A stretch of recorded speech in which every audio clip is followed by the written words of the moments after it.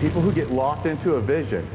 All right, that's it, man. That's their drive. That's their passion. Critics don't matter. This don't matter. They're going to do whatever it fucking takes to be the best at what they do.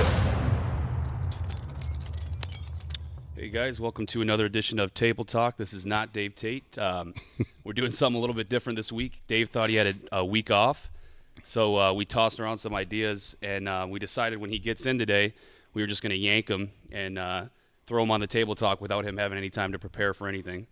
So if you guys go ahead and ask live questions, and we will get to them without Dave having any preparation.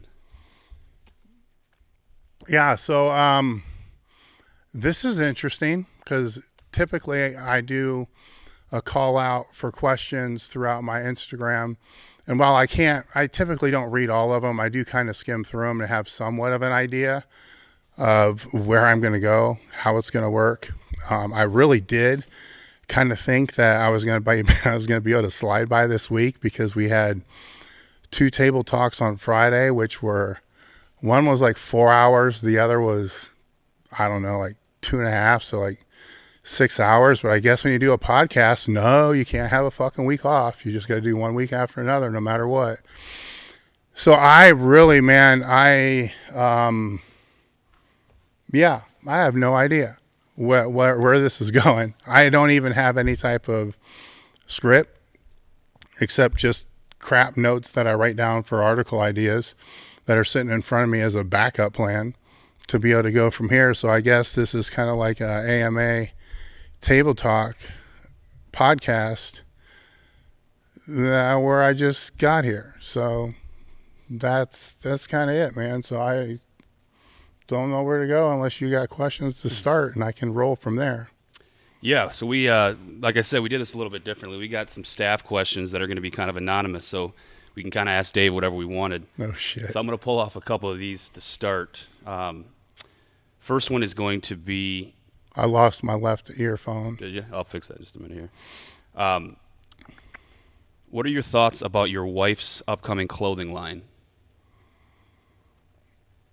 The Strong Her line is, see if you can do something with the left. It's kind of obnoxious. Test. Still nothing. Are you getting anything now? No, it's just dead. It's just on the right. I just have right ear. Yeah, I'm not going to be able to troubleshoot that in the spot right now. Yeah, it's like, there it came back. It's like I need to put... Never mind, that was me. Yeah, it's like I need to put peroxide in my ear. The Strong Her isn't so much, I mean, years ago it was a trademarked, and it still is trademarked, apparel, design, line, and so forth. This isn't so much an apparel line as it is a brand.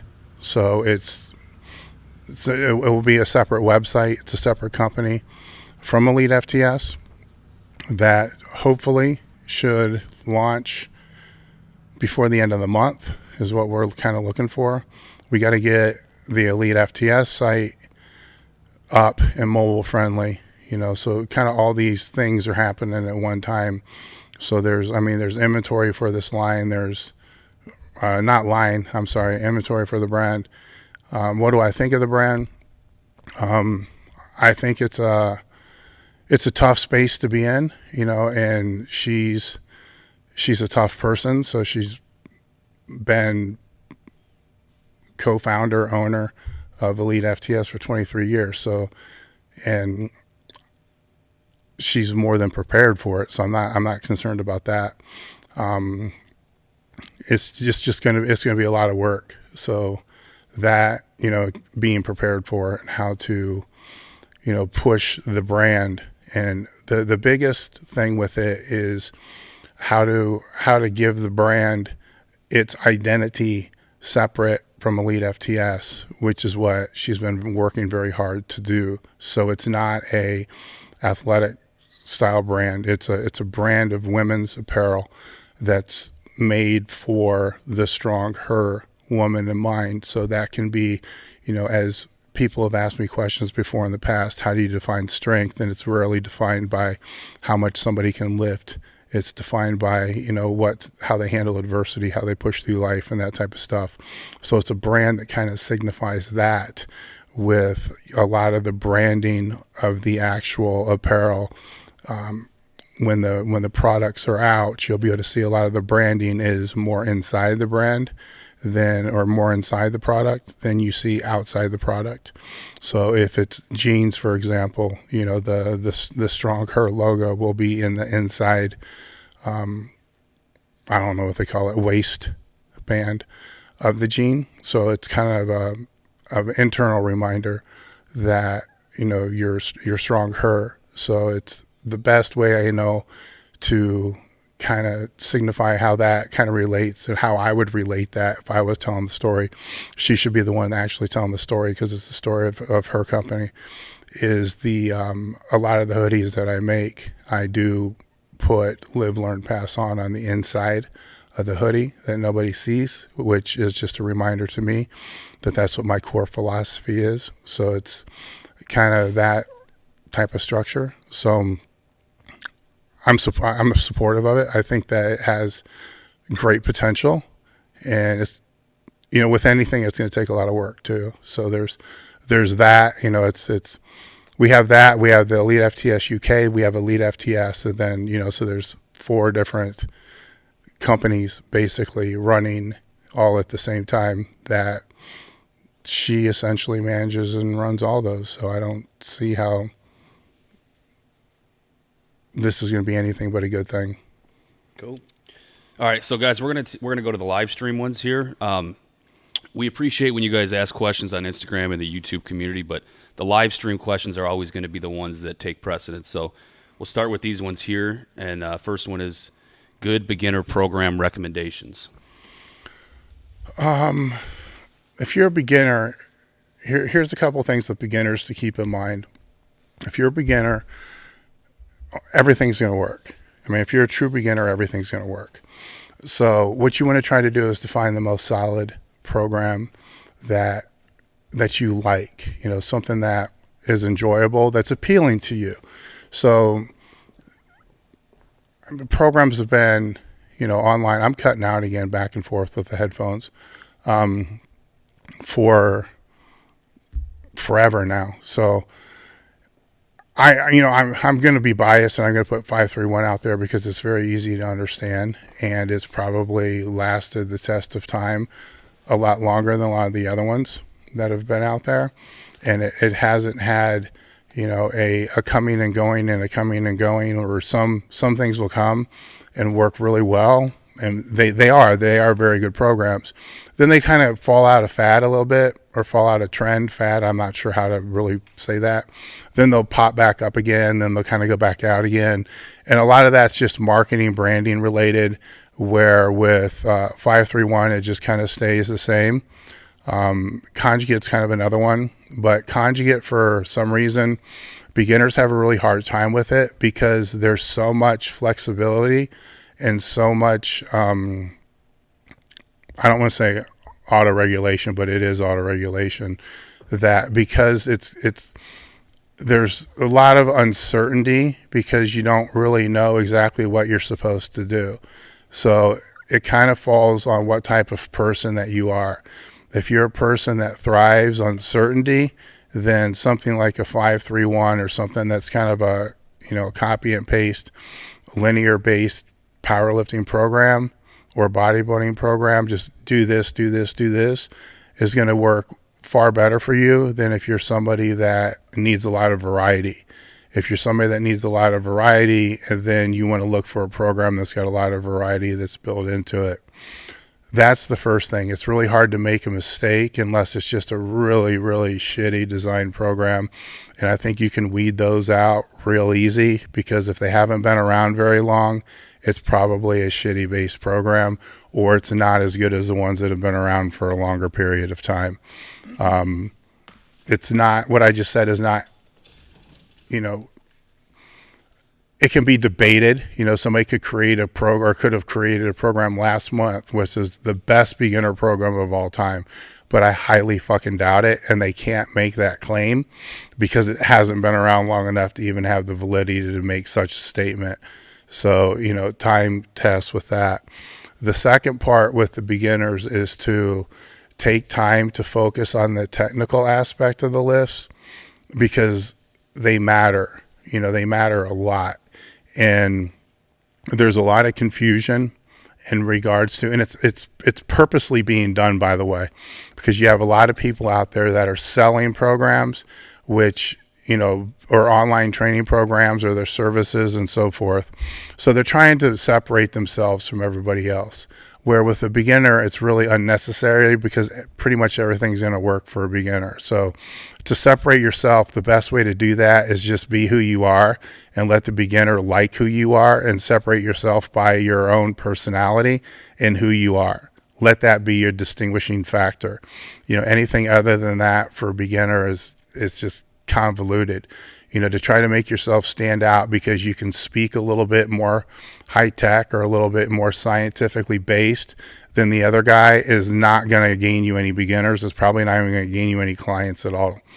And to make yourself stand out by making other people's look bad isn't going to really gain you a big following either. You might get a lot of clicks. You might get a lot of followers. You might get a lot of clicks, but they're not following you because they want to hire you. They're following simply because you're controversial, and people like to watch a train wreck. People like to watch people argue. That's just the nature of kind of how the internet is, but people rarely ever hire those people. So from that standpoint, going to circle back to the beginner part and the technique part, most of the people who really know what they're doing are all saying the same things. They're just saying it in a little bit different way to try to make themselves look different, or smarter, or to be able to bash somebody else, or whatever reason. Where if you look at the end result, if you take any client, if they have any clients, but if you can see any of their clients, or you see any of their demonstration videos, and you look at the end demonstration, what you're going to see a lot of times is going to, say if it's a squat, you're going to see the same squat pretty much that you saw with all the other people who know what they're doing.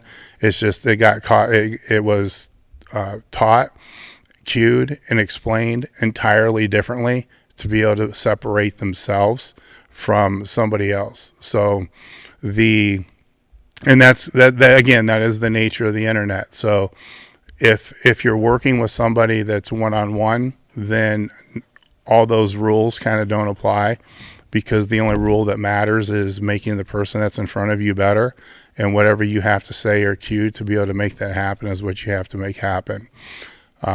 Those would be my big three for beginners, but this is taking into account that you're going to be consistent.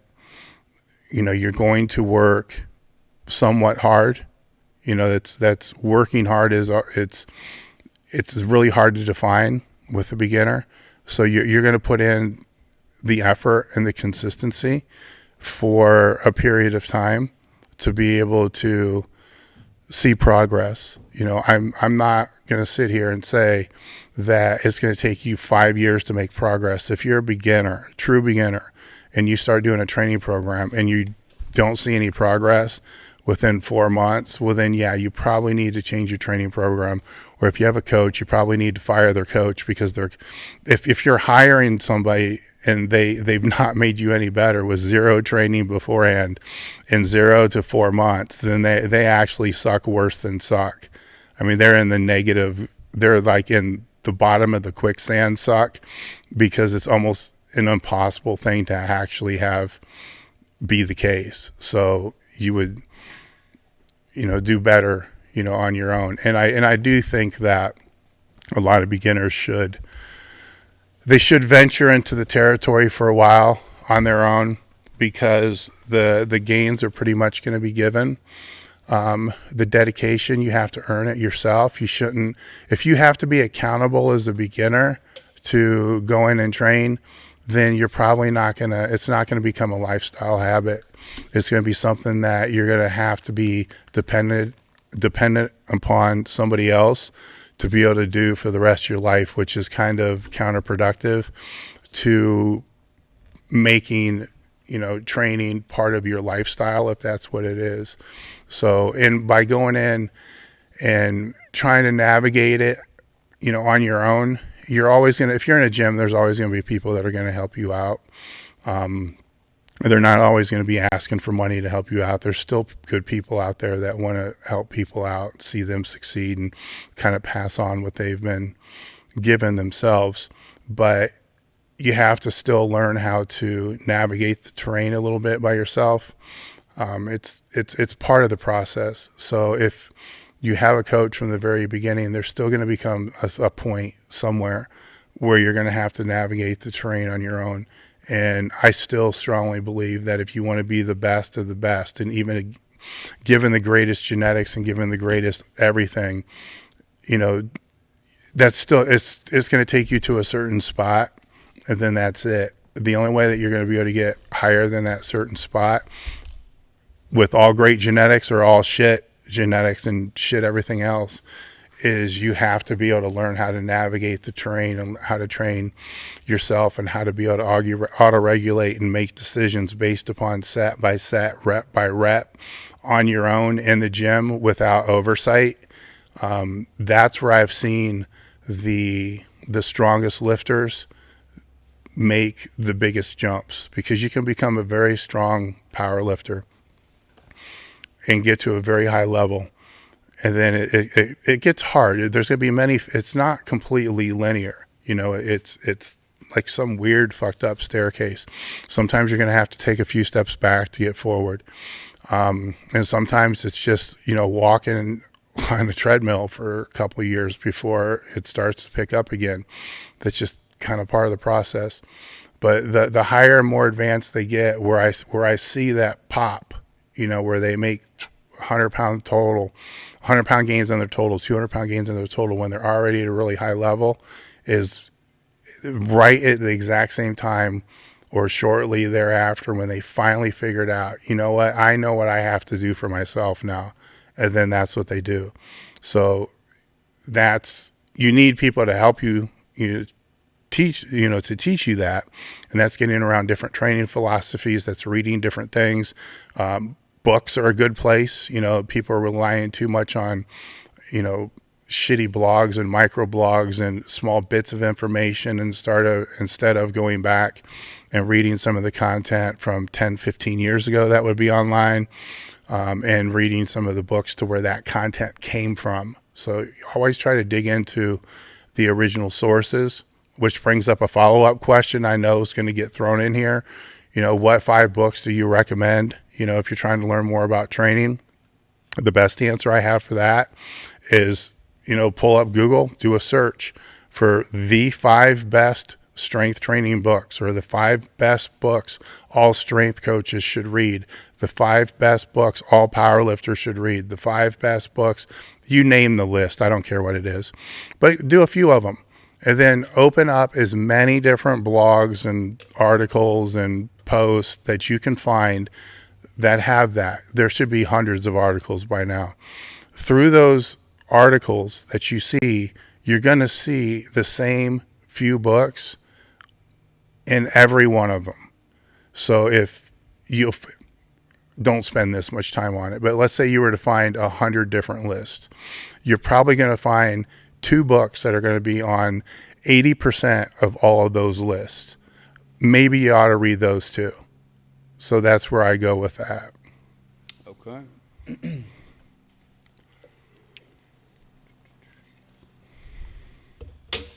This guy said, really appreciate the business content. Advice for a CPA starting a business service industry. So I'm not sure if that means certified public accountant or what. You guys got to be a little bit more specific if you want to. Well, it's a service industry, so there's product and service. So I can make the case that, everything is essentially a service industry, but that's not the direction that he's going. Business advice. So you're a CPA, so I'm going to make some assumptions here. I would spend a great deal of time studying communications and how to better communicate and how to better sell. Because in most cases, when you're dealing with the financial sector, finance, accounting, bookkeeping, stuff like that. You're dealing with people that, are great people. There's I don't misunderstand, but they're not salespeople. They're numbers people.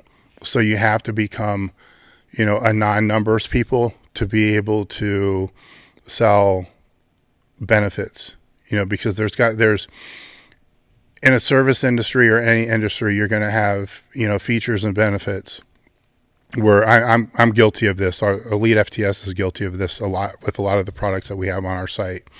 And we have a lot of fixing to do in this regard. We're really good at listing features, but we're not the best at the benefits. People are interested in the features, and there's different mindsets and different buyer behavior. Some people are going to be more interested in the features. If it's equipment, the gauge of the steel, the exact bearings and, all spec type of stuff. I mean, they geek out on that kind of stuff. The majority of the people are more interested in the benefits. Like, what exactly is this going to do for me? Most websites and most people who own businesses are feature detailed, so, well, it's because that's to build the product that you have to be, that's what you're building. You can't go to a manufacturer and say, I want to build a product that does these benefits. You can, but it's going to be a very long process. You got to have some idea on the features, but you have to be benefit oriented. When you're dealing with numbers people, which are, it's a funny thing because you find the people that are all benefit people, then they don't know shit about their numbers. That's almost just as bad, if not worse. So you got to have, you need to be able to be somewhat balanced in both to be able to sell from that standpoint. So communication, personal communication, interpersonal communication, I think you're probably going to be fine in regards to, supply costs, chain of supply, stuff like that you probably already know to be able to keep your cost of goods and everything under control and all those type of things. But you still have to, the advice is to sell. And then you have to be able to, culture used to be a big buzzword, and culture is important, but culture is going to end up being based upon whatever the values of the company are. And the best way to determine what the values of a company are to take the values of the owner of the company or owners of the company and determine what they are first. And then once those are determined, define them, and then build them into the growth and the structure of the company, understanding that you will make mistakes. You're going to make far more mistakes than you're going to have successes. From my experience, somebody else, every business is different in the same way that every person is different. So every business is going to have a different story. I got a story of a hell of a lot of adversity where, I know other people that own businesses that still haven't had any bit of adversity and do 50 to 100 times the sales that I do. So every story is just different. So you got to be prepared for that. But at the same time, you have to understand that, as you grow, you have to find out what you are very good at and what other people can't do that you can from your own personal set. And this is for two reasons. First, it's going to be a strength that's going to help distinguish you from your competitors. Secondly, it's going to be the last thing that you're ever going to be able to let go, if you can ever let it go. So that's where it becomes a tricky part, because you want to delegate everything else as you grow and as you can afford to bring in staff. You want to delegate all that other stuff off to people that know how to do it better than what you do. It makes no sense to bring in people who don't know how to do it better than what you do, unless you're bringing somebody in to mentor them to be able to do it better than what you do. So you have to know what your main strengths are. And then when you bring those people in, you have to understand where how they're going to fit within the value structure. I can go on forever about this, so I'm going to try to keep it a little condensed. Where they fit within your value structure, and then how they're incentivized and how they're motivated. Some people will be, they need more certainty than others. Some people need certainty, some people need variety. So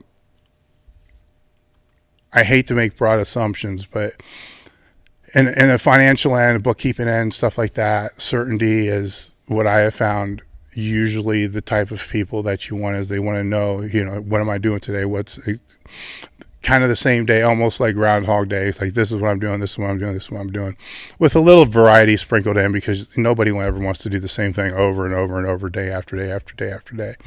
Where you take something or a position that may fall more on the customer service side, and you put somebody in there that certainty is what they're really looking for in a job, and they're not going to get that there, because every half hour is different than the half hour before. Every day is different than the day before. So you got to be able to put people in the right roles with that. And then some people are going to be,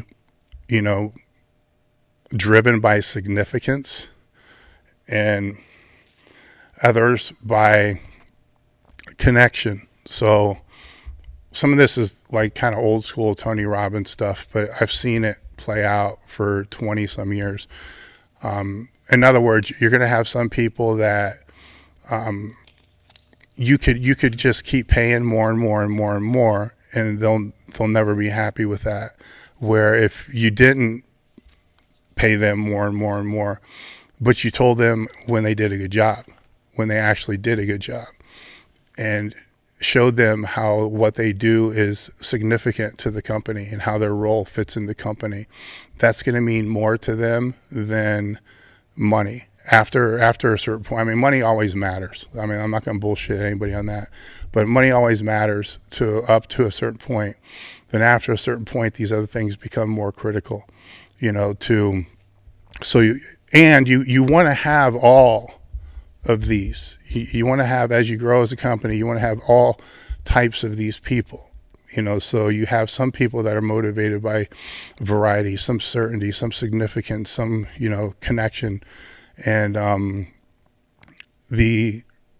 because when you have all those things in place, then you're cultivating and you're providing the environment to cultivate an actual culture, thus cultivate, so those are the seeds to be able to lay the foundation for a culture. If you don't have those things laid down, then it's going to be very, very hard for you to make any real significant contribution to the industry that you're in, and it's going to be very, very hard to grow. So a lot of times I see people that are so focused on growth. You got to make more money, you got to make more money, you got to make more money, or contribution, market share, that they forget these building blocks that have to happen before these other things can even exist. Because, without the culture, there's no community. Without a community, there's no way to be able to grow and to contribute. That's okay. The next comment wasn't really a question. It just said conjugate cardio. Anything you can say about that? An elliptical. There you go. Okay. It's coupling two things. Like you're like riding a bike and you're doing you're skiing and riding a bike or whatever the hell it is. So conjugate cardio. I don't think that's what he's talking about. No, that is correct. But it would be coupling of two different cardio means to be able to put together as one. I think he's talking more, how does GPP, restoration, sled work, stuff like that kind of fit in there. Cardio is a really, really weird term. That's like saying strength. Where there's all different types of strength. Well, there's all different types of cardio as well. So, the specificity kind of needs to be developed a little bit. So you have to be able to recover from the training session. So I'm going to take it from the very low end and go off of aerobic capacity given for whatever the minimum requirement would be given for a certain sport or means of training. I mean, when you're just talking about training, sometimes things get a little convoluted because there's really no end goal, so the end goal is training is the end goal, to be able to keep training, forever for the rest of your life and to be able to enjoy it. So that's weird for me to kind of discuss, because even with that, I like to kind of put things in there when I was still training people that gave them different objectives to be able to shoot for, just to have a little bit more incentive for training and to give them something to shoot for as far as an objective. But then it also gives them time to be able to back down a little bit after that objective is met. If it is met, at least after the shot's taken, to be able to hit the objective, to be able to back it down a little bit. So on that regard, it really depends upon, if you're saying conjugate, I assume that you're talking some type of maximal strength development. It's an assumption. And then from that, raising your cardio to a very high cardio output or a high, threshold isn't going to be the most important thing. Strength is going to be the most important thing. So you need a minimum base of aerobic capacity, and that, for most people, that's kind of already given based upon their sporting background. So it's not really going to even be that necessary. If your training density is pretty tight, in other words, you're keeping an eye on your rest periods, you're not resting too long, and so you're in the gym, you're not in the gym more than really an hour, maybe an hour, 15 minutes, it's not going to be as problematic than if you're doing the same amount of work within 3.5 hours that somebody else would get done in one. And if the body weight's down, that's a factor as well. The heavier the body weight, usually the more muscle mass, and muscle mass is the engine, so body fat does play a role. I'm not going to sit here and say body fat doesn't play a role. Body fat does play a role in this, but at the same time, you can gain, 60 pounds, 70 pounds of just pure fat, just doing nothing but sitting on a couch and playing video games. And out of the 70 pounds, let me take that back. I said pure fat. I didn't mean that. Out of that 70 pounds, you're probably still going to put on 10 pounds of muscle just doing absolutely nothing. You're not going to put on just 70 pounds of fat. So obviously you're going to put on more muscle by training by muscle. But the heavier you get, the more mass you have to move. So the more aerobic capacity you need, the more circulation you need to be able to recover. So with all that being said, being as winded as I typically am, if you're recovering from your training, you're probably cool. You have nothing to worry about. If you're not recovering from your training, start with the lightest thing.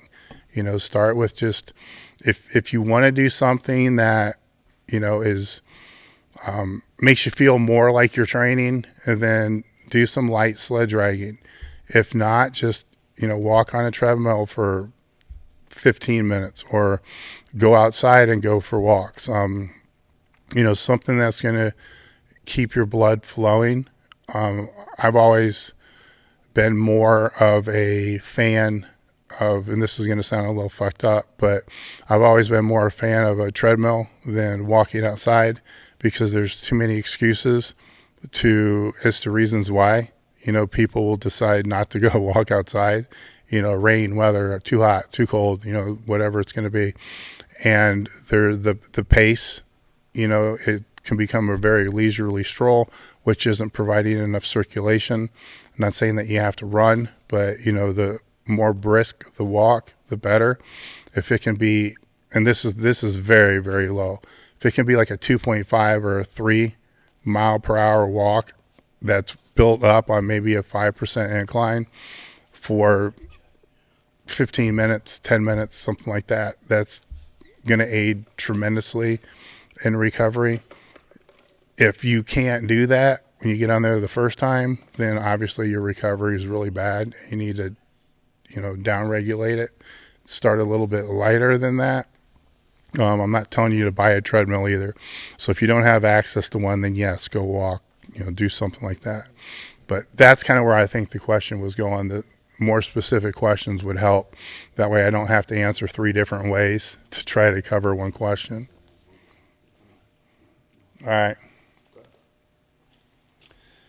All right. This one I know you've touched upon many times, but so if you want to be brief, that's up to you. But essentially, what is the worst injury you've experienced?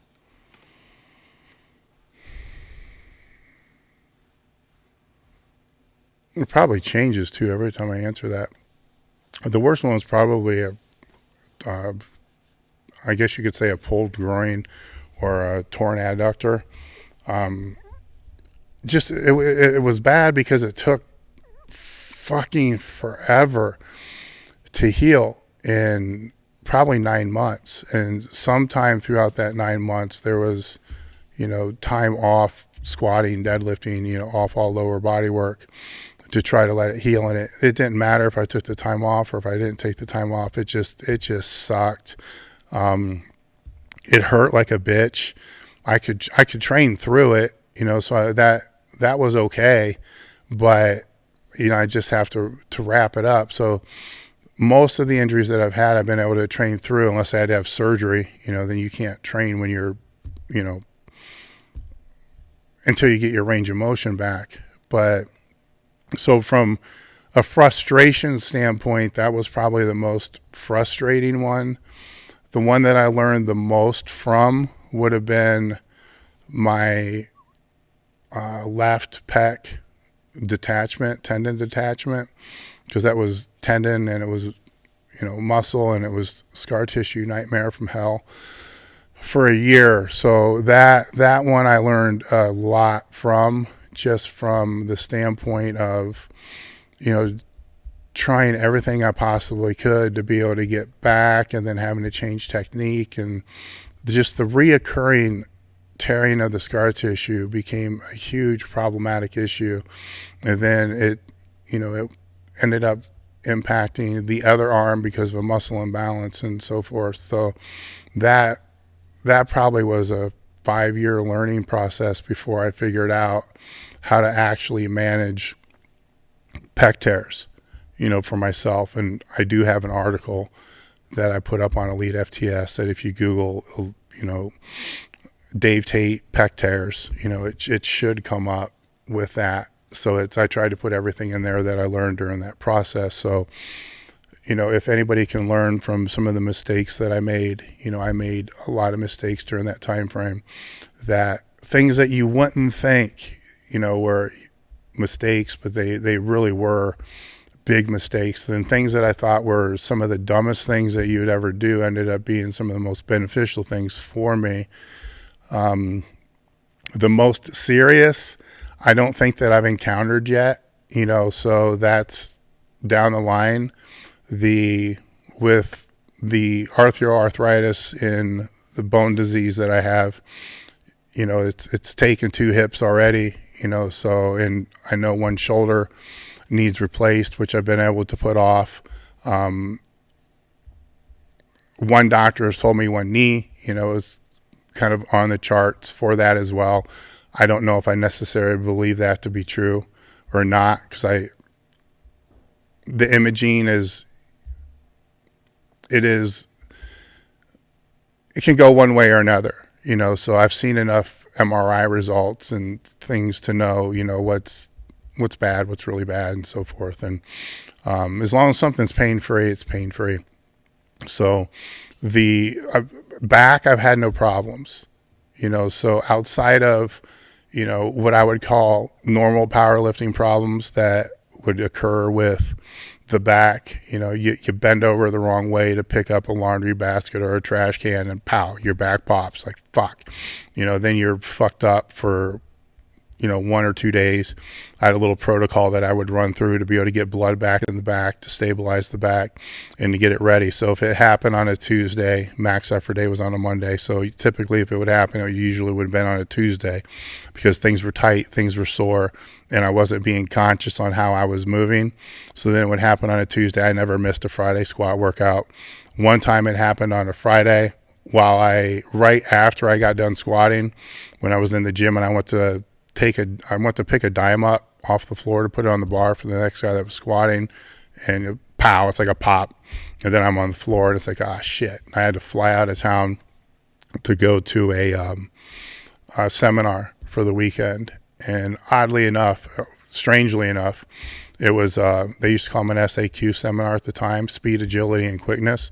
So I'm by far the heaviest guy in the whole frickin' place. So there's maybe only 40 people in there, and I'm 300 pounds. And the next guy in there, if they were 200 pounds, I'd be surprised.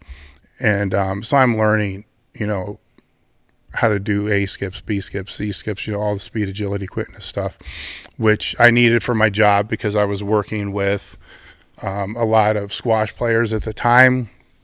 There was other motivations behind reasons why I was at the seminar that I didn't know until later, which isn't really a story that needs to be discussed. It's irrelevant.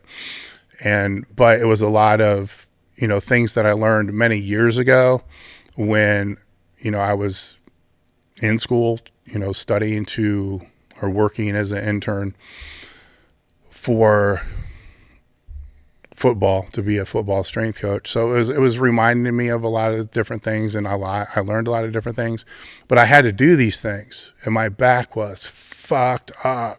So I'm trying to do these A skips, B skips, C skips, crossover steps, and all these other things, and my back is fucking trashed.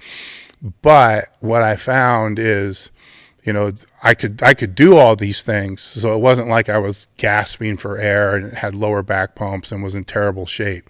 I could do everything everybody else could do, which actually kind of surprised me because I hadn't done anything outside of just basic sled work for years. And, but the next day I woke up, my back felt great. So that's when the light bulb went off that, man, I just need to figure out when this happens, first off, how do I keep it from happening? And secondly, when it does, I got to figure out how to put as much blood in there as I can in an indirect way, to be able to flush to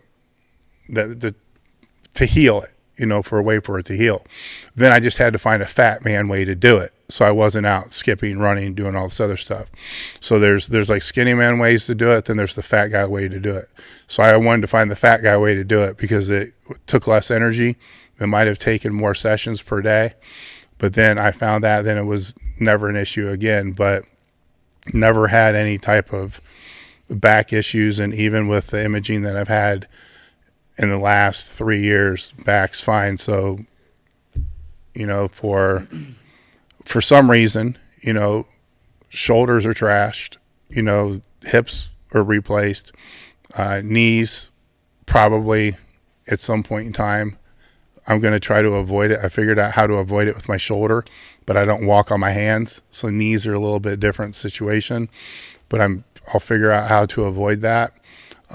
Back pretty much came out unscathed. So, I guess maybe the box squats weren't as bad as what people think they were, or, the arching the bar out of the rack wasn't as bad as people thought it was, or, all the other things that, I did while I was at Westside that were supposed to be reverse hypers, that were supposed to be so fucking bad for your back, really weren't that bad, because out of all the people that I trained with during the 10 years that I was on Demers Road, only 2 that I know of have had back problems, and none of them were lower. Well, Louis was lower lumbar, but that was before the Demers Road.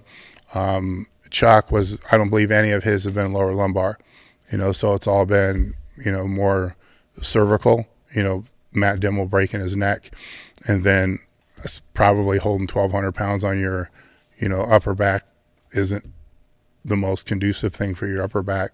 But that's my rant on that. So I don't want to, I'm not a physical therapist. I'm not a doctor. I'm not doing any diagnosis, and I'm not doing any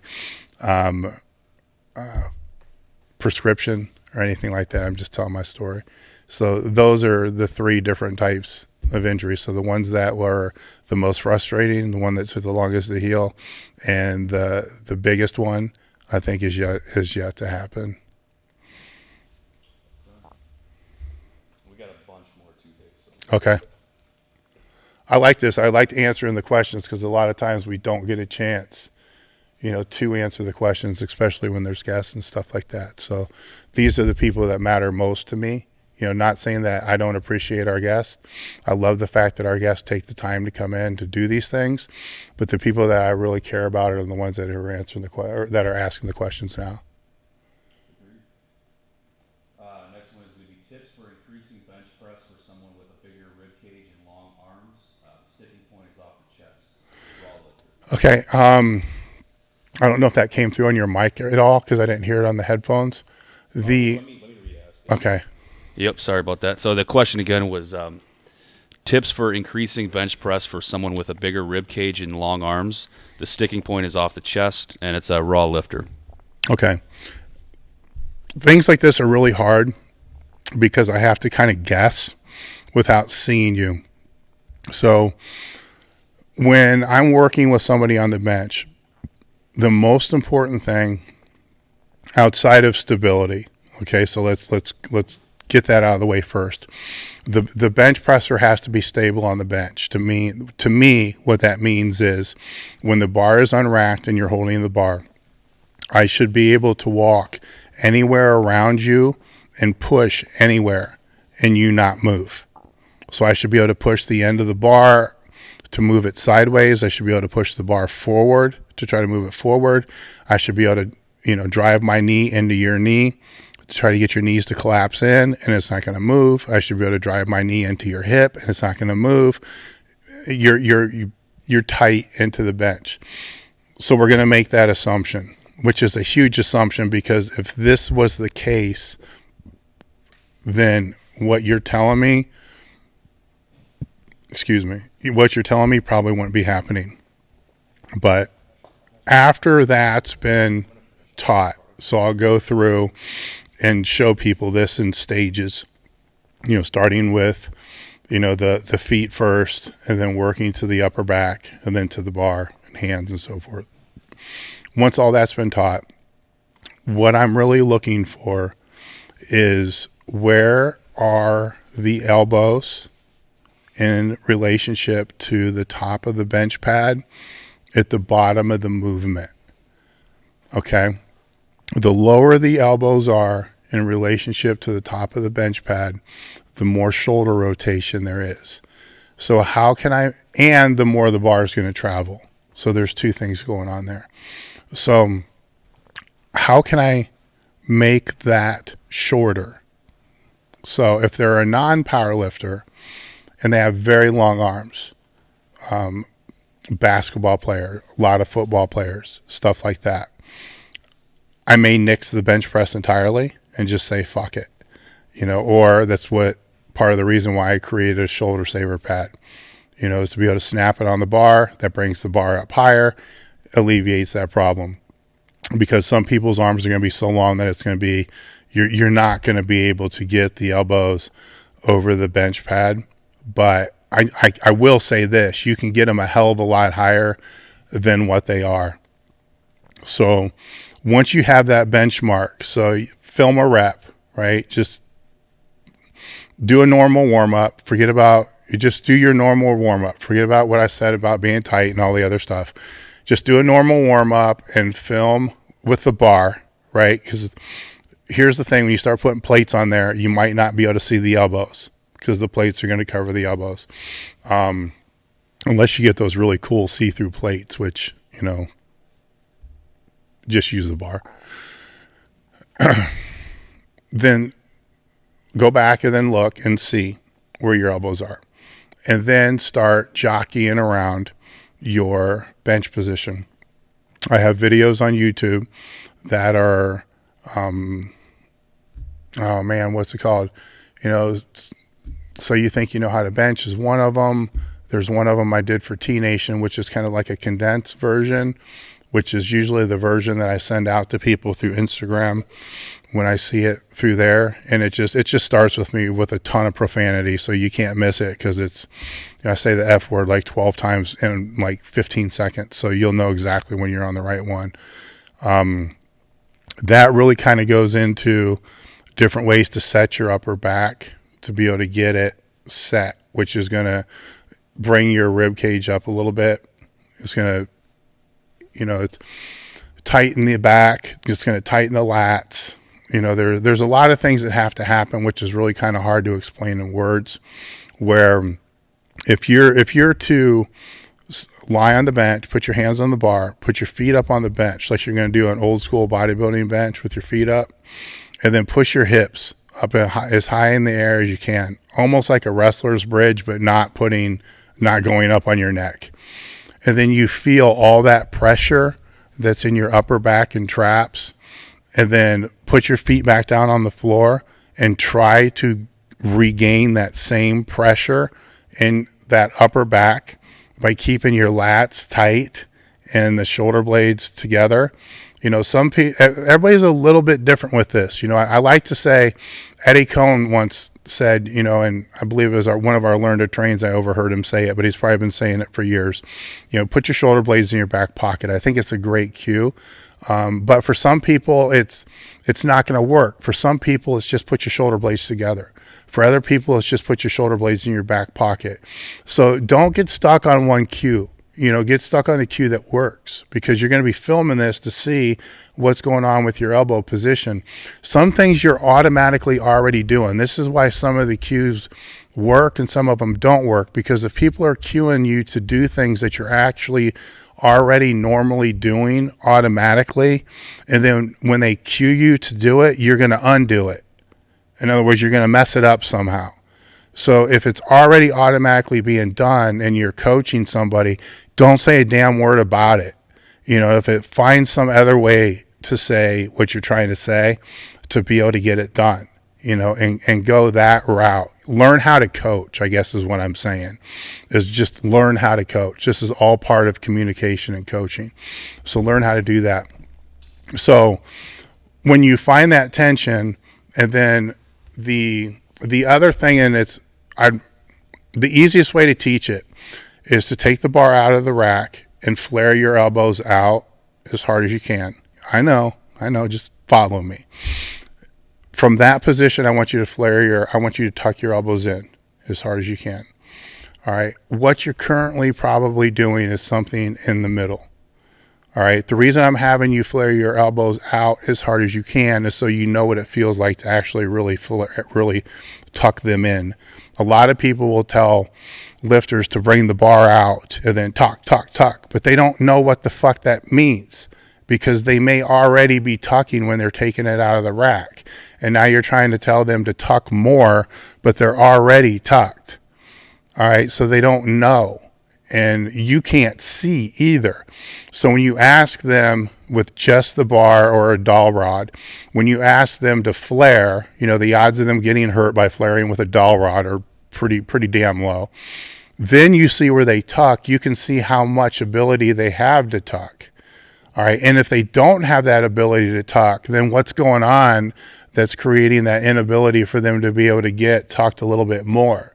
That's when you start probing and look at the health history. Is there something going on with the elbows or the bicep tendon or the shoulders that you forgot about, that you didn't, realize, when you looked at the health history? Or just ask them, look, is your shoulder messed up? Is something messed up? So what's going on?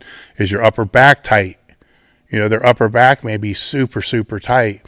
So you can pull them off and have them just roll their upper back a little bit, not their lower back, but their upper back, to try to get that to open up a little bit. It may take some face pulls. It may take some activation. It may take some things. And then you're going to find they can tuck maybe a quarter inch, half inch more. And now they're in a better position. Now, when they go to lower the bar, regardless if it's raw or if it's a shirt, a lot of the same rules apply. The only real difference between the two is, obviously a shirt's going to be harder to touch in. That's a given. And you're probably going to take the bar a lot lower in a shirt to be able to find the sweet spot. It depends upon the shirt. And the shirt's going to, give you more launching power out of the bottom if you can touch. If you can't touch in the shirt, there's a misconception, because if you can't touch or you can barely touch in the shirt, you're not going to get a whole hell of a lot of launching power in the shirt. The actual sticking point is the same for a raw lifter as it is a shirt lifters if you watch them close enough. Most of them all missing right off their chest. One's because they can't touch or they fall out of the groove, and the other one is because they're just weak off the chest because of poor positioning, which is usually the same reason with the shirt thing, or because they can't stay tight, which is usually because of the shirt thing as well. So, but the one thing that shirt lifters are told over and over and over, and you hear it every time you see a video, which is rare because there's not that many shirt lifters anymore, but you'll hear belly up, belly up, belly up, belly up. So they're trying to, as they're bringing the bar down, they're trying to bring their belly or their torso to the bar as the bar is coming down. So there's like two things going on at the same time. This can still happen and should still happen, even with raw lifters. So if you want to test what I'm talking about, take most gyms now, at least they should. I biased again because I'm a distributor of them, but most gyms should have like a bamboo bar or tsunami bar or some kind of light bar, or use a dowel rod. That's fine. Bring the bar down, get into your bench position. Bring the bar down so it's let's say 2.5, 3 inches away from touching. And then from that position there, all I want you to try to do is to bring your body while keeping your ass down. Bring your belly and see if you can get your belly or your upper or your sternum area, wherever you're touching. Try to see if you can get that area to touch the bar without the bar going any lower. All right, if you really want to you can set it up in pins if you really want to. It's unnecessary because these bars weigh nothing. A dowel rod weighs nothing. And practice that, all the time. So let's put it this way. Let's just go an inch. Let's say you hold that bar an inch away from touching, but you're able to breathe into your belly, into your diaphragm. You're able to breathe, right? You're able to breathe and bring your torso up and touch the bar. If you can do that, which I'm sure everybody can, for 1 inch, and you're missing right off of your chest, you just created a half board. Actually an inch is almost like a one board. So you just created the same as what you would if you benched off of one board. But it takes practice, guys. You can't, because when you lower the bars and the weight's going to be trying to flatten you out. So that's the trick, is you have to really practice this and make a conscious effort to do it, from all warm-up sets all the way to all work sets, and then even just individual rep work with a dowel rod, to be able to learn how to bring your body to the bar and make sure you're keeping your ass down. I mean, that's the caveat here, is you got to make sure you're keeping your ass down. So if you train alone, film it. That's the benefit. I fought cell phones in gyms for years, but there's a lot of benefits to them. As long as you use a tripod and you're not asking a spotter or a training partner to film every one of your sets, then it's distracting. Just throw it on a fucking tripod, hit record, done, go look afterwards. So you use it as a training aid. You're not using it as an Instagram. Your training doesn't become an Instagram aid. You're using it as a training aid, and kind of go from there. I think those tips there are going to be able to help your problem. Notice I didn't say anything about a physical weak point. I didn't say do high rep dumbbell presses. I didn't say all the standard things, because I strongly feel that most weak points are technically derived. That's where they're coming from. The majority of all weak points and sticking points are from a technical setback. Now, that technical setback could be because of a weak body part, but let's eliminate, let's get the technique right first. Then if it is because of a weak body part, or body part's a bad word, a weak position in the strength curve, then let's work on that position in the strength curve for that. So all sticking points are either physical, mental, or technical. Okay, we got one on a similar topic. Actually, let me finish. I forgot one point. The mental part, and I usually don't get a whole lot into this, but I will if people ask and if they formulate the question in such a way that I can answer it. If you always, because I've had conversations with people that will say things like, man, my bench, I always miss 3 inches off my chest. And I'm like, always?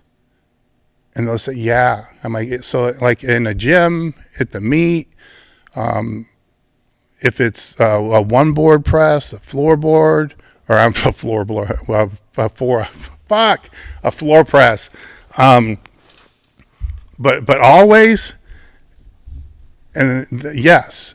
And so basically what they've done is they've conditioned their mind to know that they're going to miss 3 inches off of their chest. That shit's got to stop, right? So that internal dialogue has to change. Even if it's just a matter of making the statement, I always miss 3 inches off my chest, but I'm just about to fix it. Or I always miss 3 inches off my chest, but I'm fixing it now. Or I always miss 3 inches off my chest, but Dave said if I do this, it will get better. Or not even saying it anymore. But that's not going to happen because it's so ingrained that it's going to happen. It's going to say it. You just have to add a suffix to the end of it, or a prefix, I suppose. These three, this better body positioning is going to help me avoid missing 3 inches off my chest and going that way. So this is where self-talk can become a huge thing, because a lot of times what you see is they're 100% right. And sometimes all you have to do, if you're spotting them, is when they get right to 2.5 inches or whatever, just like tap, tap, tap, just a couple slight taps on the bar, boom, they push it up like they could have done another 150 pounds, or that's exaggerating, say another 50 pounds, so oh, come on. If they go into that a little bit faster, they're going to bust through it. If they fix the technique, they're going to bust through it. So there's other ways around it as well, but you got to change your internal dialogue on how things like that are being addressed and how they're being stated, because you're reinforcing that sticking point without even knowing you're doing it. All right, I'm sorry. No, you're good. Next one was similar. It was if my incline bench is stuck at 85% of my raw flat bench, but my floor press keeps going up, which should I use for my supplemental work? All right, hold on. I can reread that if need be. Yeah, because I'm going to have to.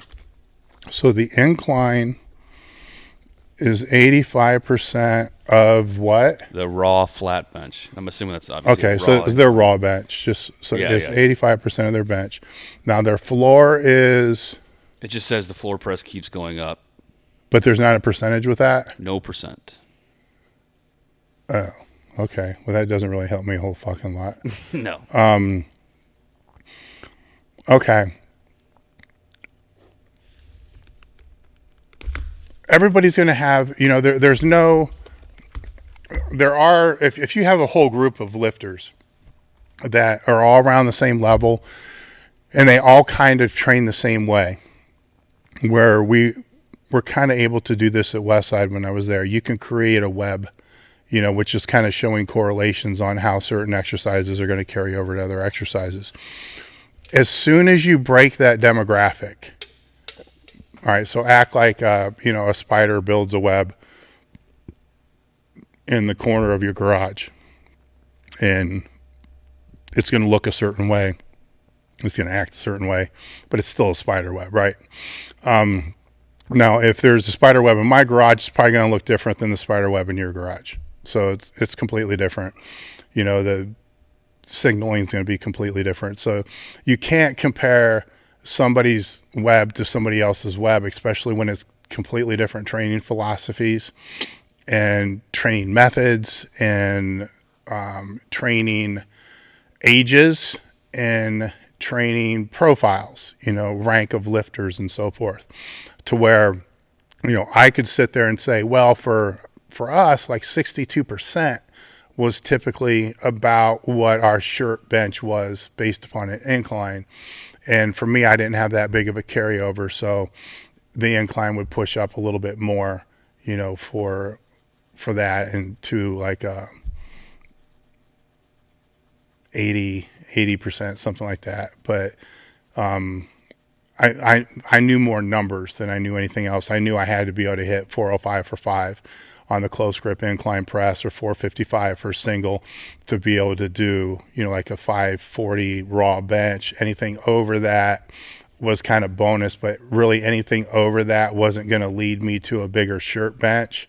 So that was kind of my time to back off of that and to work more on, a lockout or things that were going to help my shirt better. And this was during the end years, where the goal was to try to get more out of the shirt.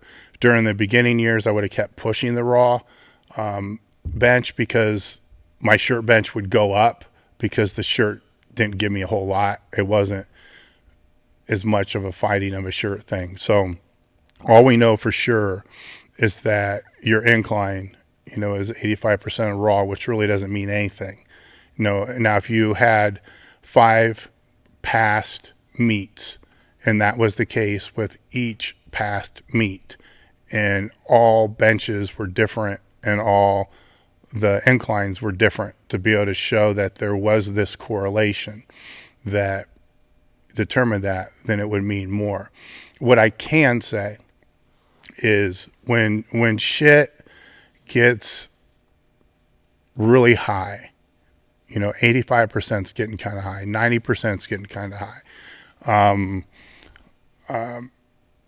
then the incline, let's put it this way: a floor press, if done right, your legs are going to be out in front of you. So a floor press is essentially taking your legs out of the movement. This is regardless if you're a big fat dude and the bar's still touching your chest. Your legs are still out in front of you, so your leg drive is being taken out. So it doesn't matter if the bar is touching your chest or not touching your chest, if your legs are out in front of you. Now, if you're bending your knees, that may not be the case.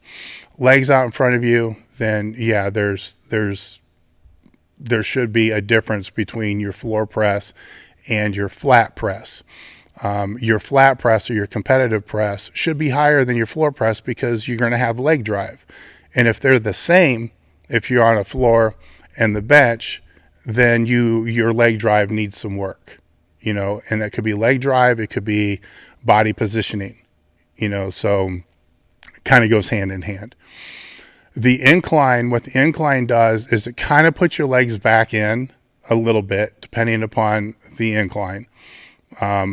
But it does put the legs back, because it allows you to drive your shoulders into the pad. So there is the leg drive that's in there. But based upon how steep the incline is, if it's an incline where all you're doing is propping one end on a 100-pound plate, it's really not going to make that much difference. Now, if it's a steep incline, then you're going to essentially, I'm saying essentially because you're not completely taking the back all the way out of it, just as you're not completely taking the legs all the way out of it when you're on a floor press. But when you're on a steeper incline press, you're taking a lot of your lats out, so you're putting more triceps in. So if the incline bench is very, very close to what your raw bench is, then you're not using your upper back as well as you could to stabilize the bench. So in that case, when looking at the bench press, more than likely I'm going to see some elbows drifting around. I'm going to see some instability throughout the shoulder region. The upper back may not be positioned where it needs to be. Going back to how I answered a little bit earlier before. Okay, so those are just understanding the biomechanics of some of what each lift does, where most people are going to say, well, the incline works the upper pecs, the decline works the lower pecs. There's more than that going on. All right, a decline, if you're hooking your feet underneath, it's really going to take your legs out of it, almost to the point where I don't really see a practical application for powerlifting, because if that bar starts doing any side to side motion, because you can't stabilize really at all with your legs, at least on a floor press, with your legs out flat in front of you, it's going to keep that bar from doing a teeter-totter. When you're hooking your feet underneath 2 pads in front of you and that bar does any type of teeter-totter and you're using maximum weight, it doesn't take a whole lot to snap a pec. So that's where I kind of get into risk-benefit ratio with that. If it's going to be done, would it be better done with a close grip, da-da-da-da-da, and so on. That's the best answer I can give for that, is to understand the difference between the exercises and how they work the body as a whole. Okay. I used lifting straps for the first time last week, and it was tremendous. What should I know and look for when buying my own, and any tips for inexperience with them? Straps or wraps? Straps. All right, so like pulling type things? Yeah. We sell straps, so what should you look for? The brand Elite FTS. We're not going to sell shitty straps. Even the straps that we were giving away for the holidays last year, I got people sending me pictures, and we've done it every year for many years. But we won't be doing it this year because we went with something else instead, that are 6 years old. So it depends upon how often you're going to use them, what you're going to use them with. I like the orange ones that have a little bit of the rubber coating that are on our site. I should know the name of them, but I don't. It's kind of like all the other stuff. It goes back to my, I'm not going to make excuses for it. So fuck it. I should know the name of all the products that are out there. But at one point in time, we had like 25 different straps. So those I like the best, but that's really a personal preference, because I know people that absolutely hate those. So I would, if I was to make a recommendation for somebody that's getting straps for the first time, I would just get like the old, just regular cotton straps, just the cheapest ones that are cheapest quality ones, so a quality company, that's going to give a shit, if they sell you a strap that's good or not, and if our straps break, we'll send you a new one. So some companies are going to buy the cheapest straps they can. They're going to break all the time, but just a regular cotton strap. That way it's not going to dig into you too much. You'll learn how to use it. Sometimes when they're thicker, like the ones I'm talking about, you got to kind of learn how to fold them a little bit, how to get them to roll through and so forth. That's how to buy them. That's simple. That's elitefts.com. What was the second? When to use them? Let me pull it up here. What should I know and look for when buying my own, and any tips for inexperience with them? I think if you go with the cotton, if you go with the regular cotton ones, they're going to more than likely be the least expensive ones that we have on the site, and not the old school ones. The old school ones don't have the, it looks like an oval, it doesn't have the slip ring that goes through there. You want the slip ring that goes through there. Just get used to them, so they're going to be flexible enough that they're going to be easy to put on. You want to slide it tight on your wrist and then, crank it down. The tighter you crank it, the better it's going to help. And then if you're using it for it, why you're using it would be the next question. If you're using it to overload, then use them.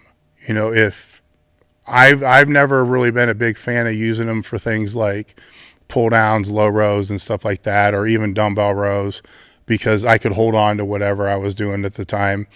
But if I was doing something that I couldn't hold on to, that was for an overload reason, a real high pin pull, for instance, I had to use them because I couldn't hold on to the shit that I was going to be pulling from the pin. So that was that was my point there. Is I wasn't doing it for my grip. I was doing it to overload my upper back. So then I would use the straps for that. If you're a bodybuilder and you're trying to, build more mass, and your limiting factor on, how many chins that you can do or how much weight you can use on the pull down is going to be your grip, then use them for the last set or two, and then don't use them for the other set. So you're not using them all the time. So use them sparingly, because you still want to develop your forearms and you still want to develop your grip. I've seen in all my years very few people that have become over dependent upon using straps, but I have seen a lot of douchebags. Am I allowed to say that? Yes. Okay. I've seen a lot of douchebags walking around gyms wearing straps for everything, which is just stupid. So don't be that dude. Just use them when you need to use them, and then that's it. You don't need to use them for shit like curls, and like 15-pound side raises and shit like that. Just use them for what you need to use them for. Great. Speaking of straps, guys, it is today started our Better Than Black Friday sale, which Dave can make sure that this information is correct, but it is the lowest prices of the year. Is that right, Dave? Yeah, when we have our Better Than Black Friday sales, and that's a nice segue, man. I wouldn't have thought about that. Throughout the whole month in November, what we do with this Better Than Black Friday thing is there's two reasons why we do this. The first reason is to be able to give you guys the best prices that we can for the entire year. So we work a lot with our manufacturers. So we spend the summer trying to negotiate prices and to build stock, to be able to offer things that sometimes damn near our cost, to be able to get it out to you guys for, supporting us all year long. And a lot of times our margins are going to really, really suck from a business end, which isn't the greatest thing in the world. But from a marketing end, if we sell thousands of straps, that's thousands of straps being seen, in different videos and gyms and so forth that we normally wouldn't do.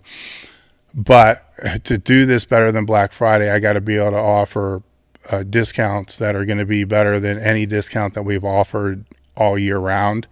And that's why I need my manufacturers to help me with this. Otherwise, we would be selling these things at a loss. So that's the first reason why we do it. I mean, it's not the main reason. I'll explain all the reasons for it. But that's the first reason. Then it's only going to be while supplies last, because we can't sell out during this, because we still have to have product to be able to make it through the rest of the year. And normally we're not going to have a problem like that, but sometimes it happens.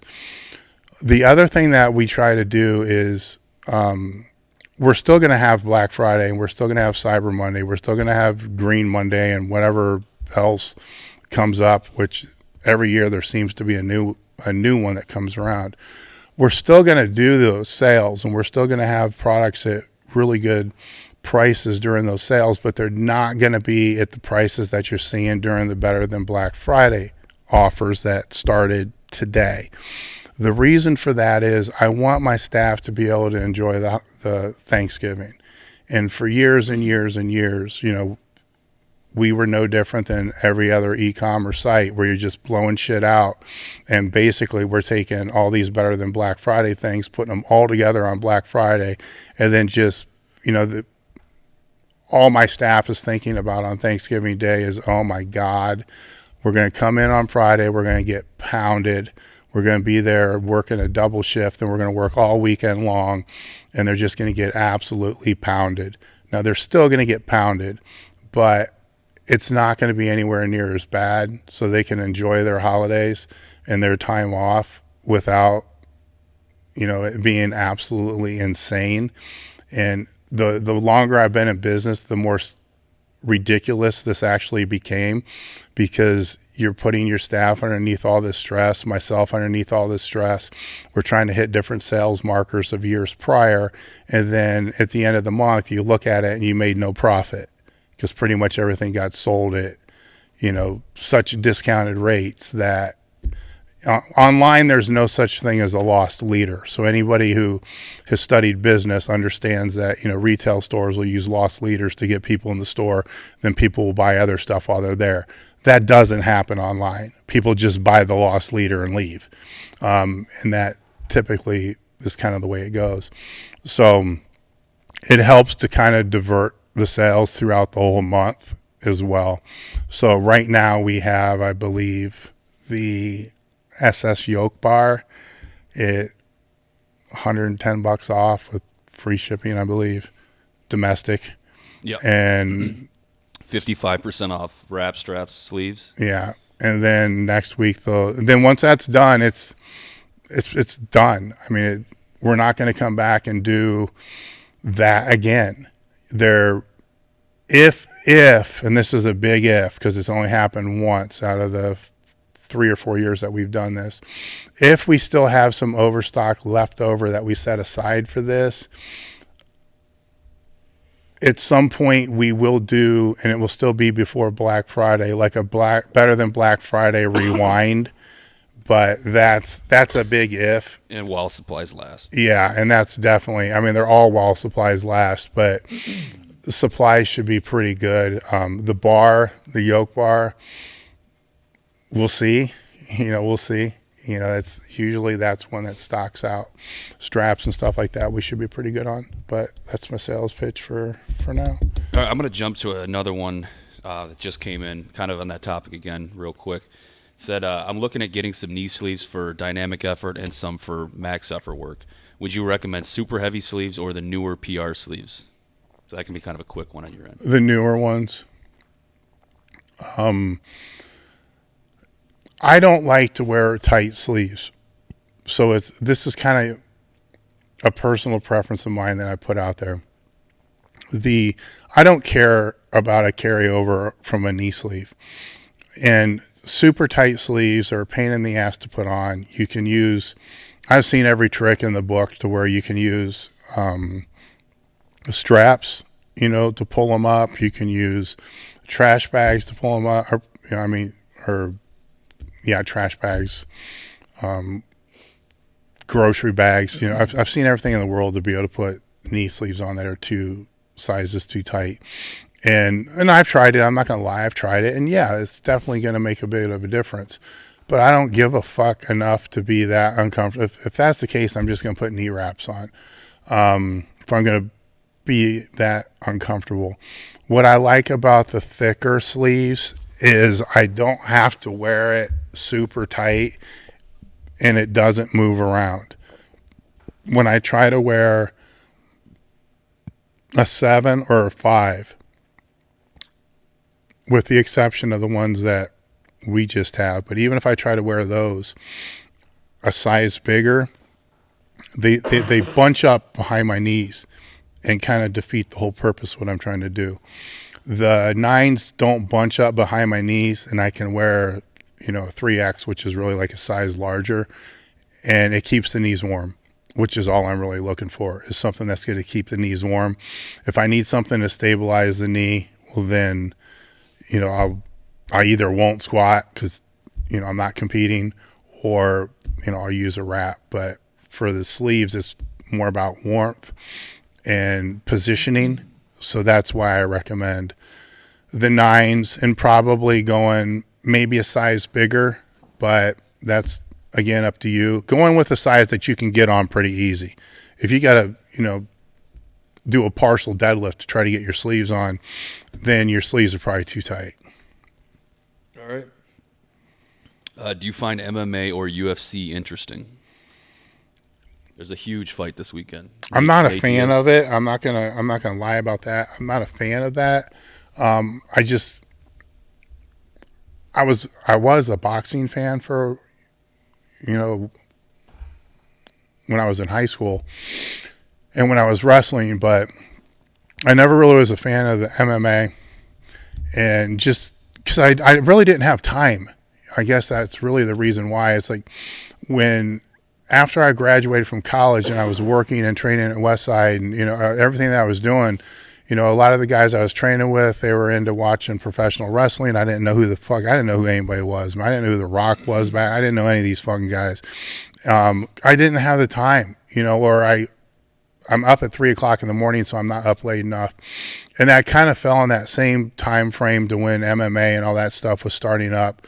And I remember watching one fight with Louis, and it was intriguing, you know, because Louis was able to explain a lot of stuff to me because he's a huge fan and trains a ton of fighters. So the respect for it that I have is tremendous, you know, of what, I mean, these fighters are like powerlifter, like friggin' old school powerlifter mindset, you know, living on like cans of peas and, you know, doing whatever it takes. You know, I love the fucking mindset of it.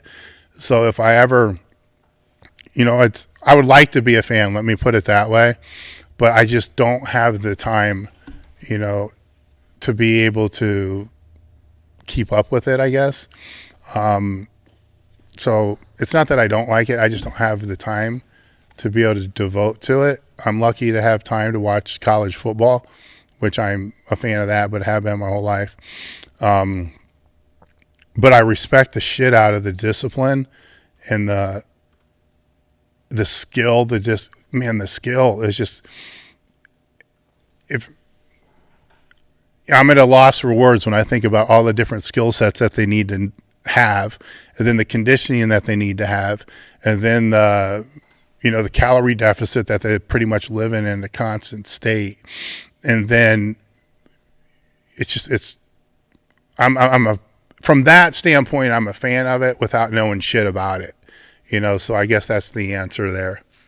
Okay.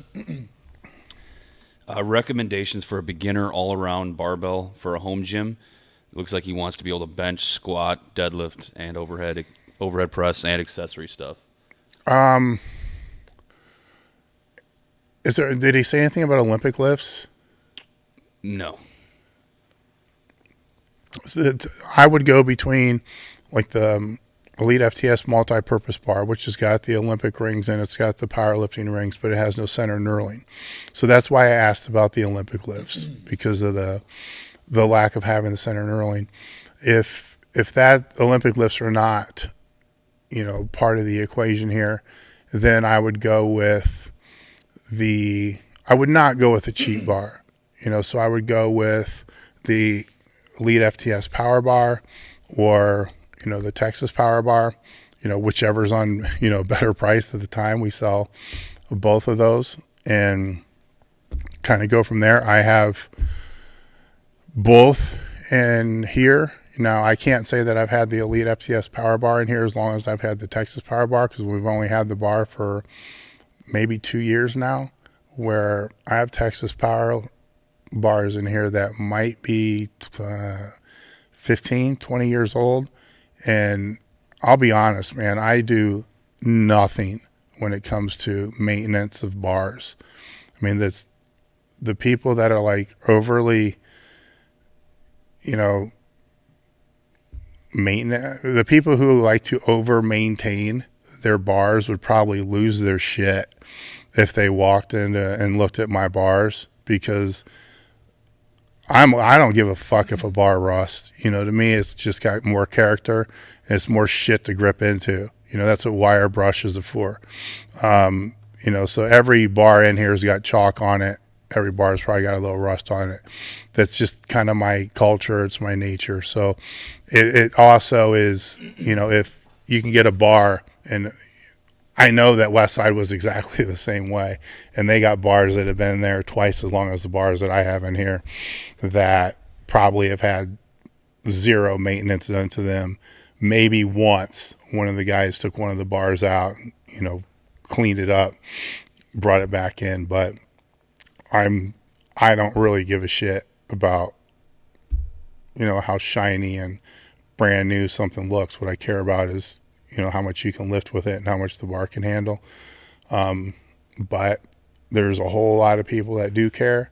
So those are things that you need to look into as well, as far as, you know, if you want stainless steel, it's probably going to look better than, you know, bare steel and that kind of crap. But as you can see, I really don't care that much about it. So we sell all different types. So I would go with one of those two, because that way you don't have to worry about, if you don't give a shit about maintenance and stuff like that, you don't need to worry about it. Just don't throw it around. You know what I'm saying? Don't throw it down the driveway. Don't throw it out in the middle of the street. Don't do stupid shit like that. And it should last you forever. Okay. When I finally am able to buy my metal squat suit and bench shirt, is there anything else I need to buy with them? For example, I saw suit slippers. Sorry, I'm new to equipment. The slippers are going to help you get the suit on. If you're new to equipment and you think you need slippers, then you're probably wearing the stuff too tight to begin with. You didn't mention briefs.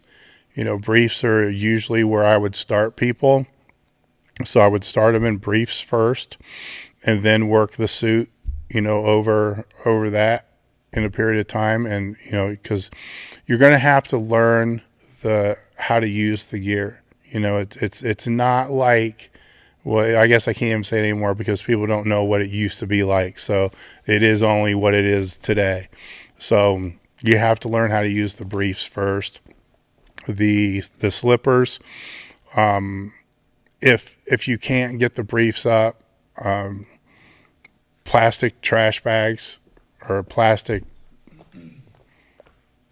grocery bags, they work, so I mean, there's all those things, just regular, stupid, cheap spandex pants work, anything like that helps to get up a little bit easier. But go with the briefs first, just make it easy for you. Go with the briefs first, make sure that, they feel right. Make sure that it's able to, have you squat in a good position to where your knee is pretty well stacked above your ankle. It can be a little bit in front of, but with gear, I'd rather see it completely stacked. And that it's staying there, it's not caving in. If the knees are caving in and if it happens raw and it's caving in, then there's some technical and other issues that you need to correct, adductor strength and, glute strength, stuff like that may have to be corrected. But if the suit's causing the knees to come in, then you're going to want to, just to test, fold the leg of the suit up, to see if that helps to get the knees out. If not, you may have to have the suit taken up a little bit, have it tailored. With all gear, regardless of the company, I do think it's now so more probably than ever, buy stock sizes and then find somebody locally, a shoe repair shop. A regular tailor is probably not going to have the machine to be able to punch through this stuff. Boat repair or, boat upholstery, furniture shops, stuff like that, will have the type of machines to be able to make alterations to gear. But if you buy stock size, then you can always take it in. You can't let it out. So when I recommend people get into gear, I always recommend try to get a size bigger, get it on, have somebody that knows a little bit about gear, or you can kind of figure it out a little yourself, on how much you need to have it taken in so it's just pressed against the skin. I'm not talking about extreme compression. Just pressed against the skin is a good place to start. You start from there. When they have it taken in, have them leave the material that they pull in. So that way you can always let it back out. But that material, at least the first time, don't trim it down yet. Just leave it there. After a period of time, you can trim that material out of there. But that material is also going to add a little thickness to, if it's just against your skin, but you have, a half inch of material pulled in on each side, that's adding more material inside of the suit, which is going to make the suit tighter all around. So if the suit is too tight, then you can trim that extra material that was taken off down just a little bit, which gives you that better fit. The reason I'm saying this is all multi-ply gear, regardless of the company. So there's I don't know how many exist now. There's Enzor, Titan, Metal, and I think Overkill. I'm not too sure. So there's like 4. The top of the line of all 4 are pretty much all going to give exactly the same end result. It's staying in the gear long enough to actually master the gear that you're in and how you're able to tailor it to fit your own body structure. It's like a suit, man. You can go into Walmart, right, buy a cheap suit and look like shit, or you can, go somewhere and have a custom made suit, and the suit's going to make you look great. You can, buy that cheap shit suit and then go have somewhere custom it, and you're going to look great. So I'm not saying it's the same quality, but what I'm saying is, the look is going to be the same. So the fit is pretty much still going to be the same because it's going to be customized to you. All right.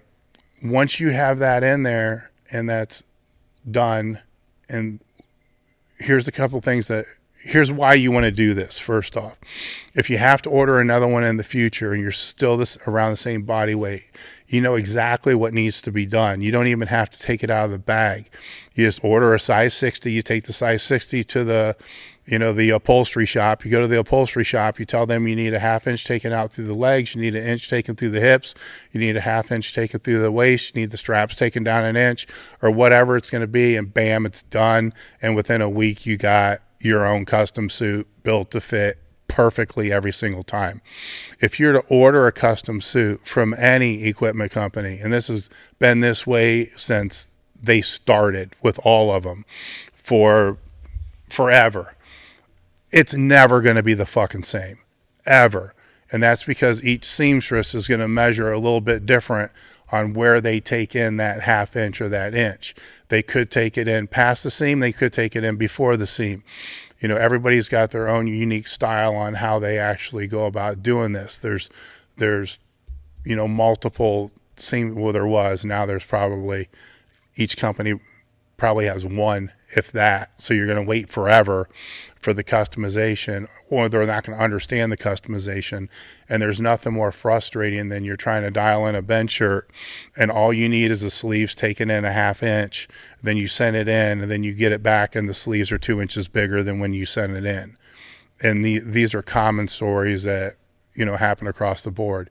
And this falls under the category of things that you have control of, not things you don't have control of. So you buy off the stock, you figure out what you need to have taken in.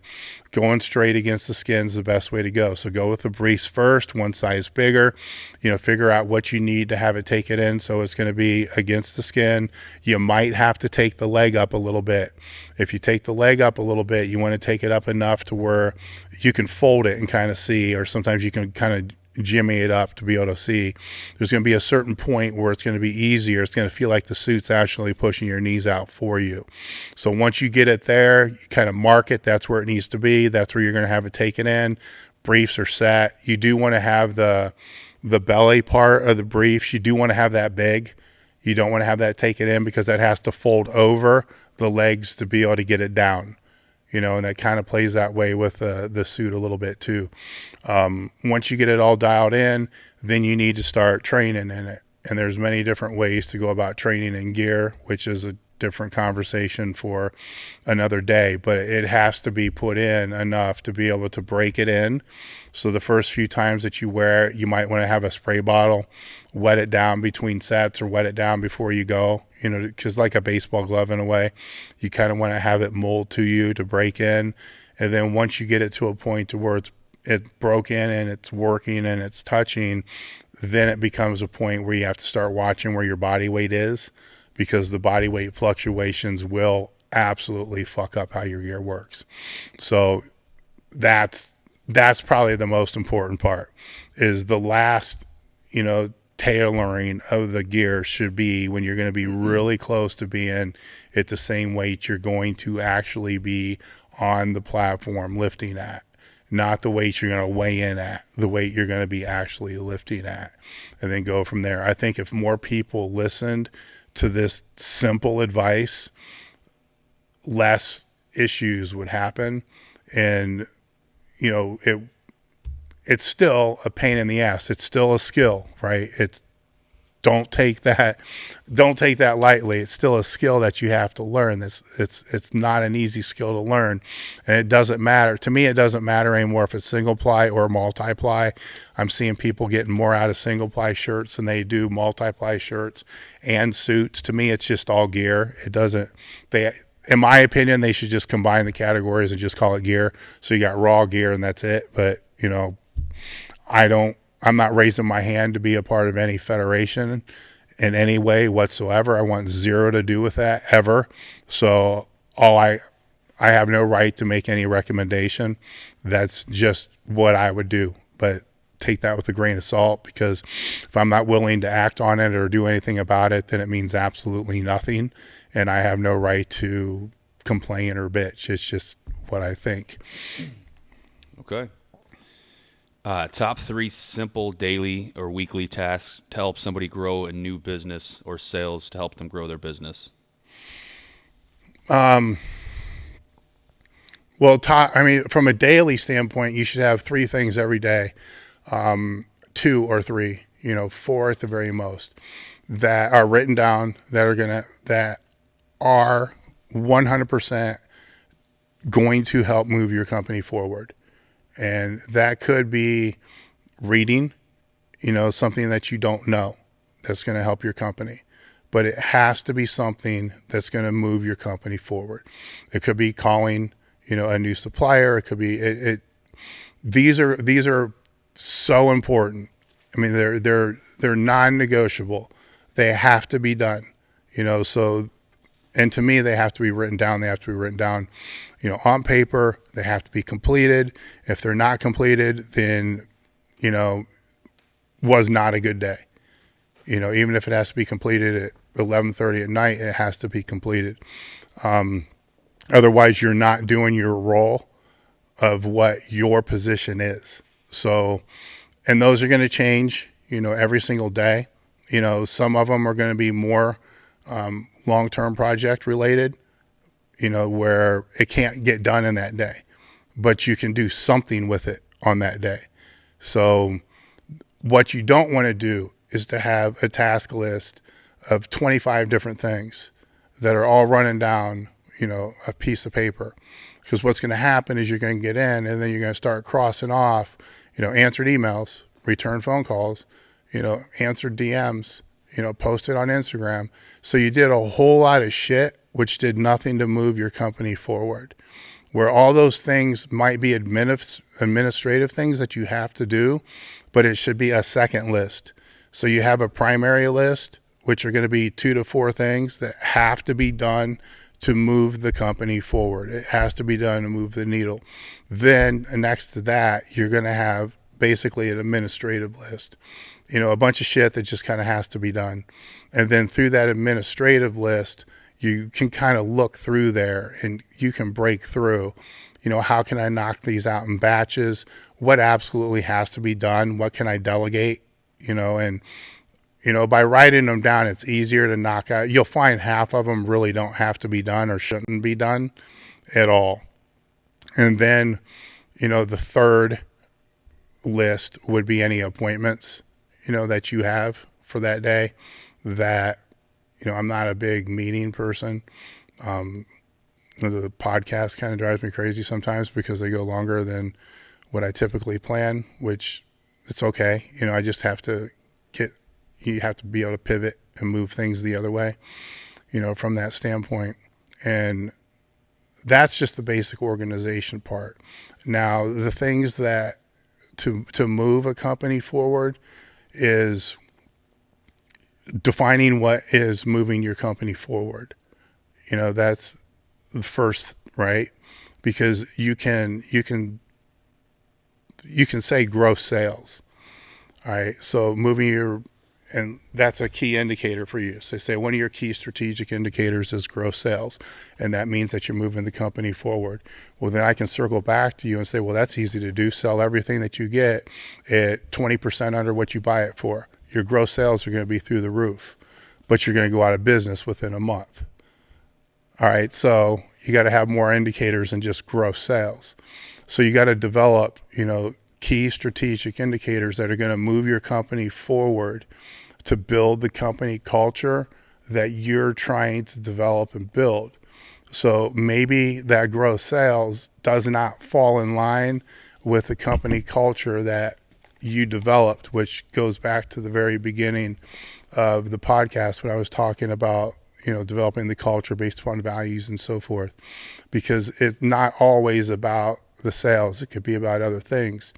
So having some type of a report system based upon those key strategic indicators that can be reviewed. I review them on a daily basis, which is probably a little too much, but I've always done it that way. So it's just kind of how I am. I want to know where everything is at every point in time. So I know where and by reviewing those, then I know where to spend my time, or if it's time that I can chill, if I can back out of this and just relax and not have to worry about that, or do I have to full throttle down on this, or, you have to have those indicators is kind of what I'm saying, because the longer you're in business, there's going to be certain seasonality items. There's going to be certain times of the year you're going to be more busy than other times of the year because of certain things. Where coming into the holiday season, I know where I'm going to be more busy at. All right, so I know that's going to throttle way up, but I can't throttle that way up unless I have something else that I'm able to throttle way down. So I have to look at the indicators to be able to know, can I throttle up on this? And if I can't, why? What roadblocks are in the way that I can't throttle up on that? Because whatever they are, I have to figure out a system or a way to remove those roadblocks to be able to throttle up there, or to allow my staff to throttle up there and remove them so they can throttle up there and then throttle back down from that. It's kind of that's kind of a whole podcast all in itself as far as time management, priorities, and so forth. But it's a fast recap. Yeah. Do lighter guys under 150 pounds require more volume than heavier guys around 250? Did you notice such trends with your lifters? Kinda.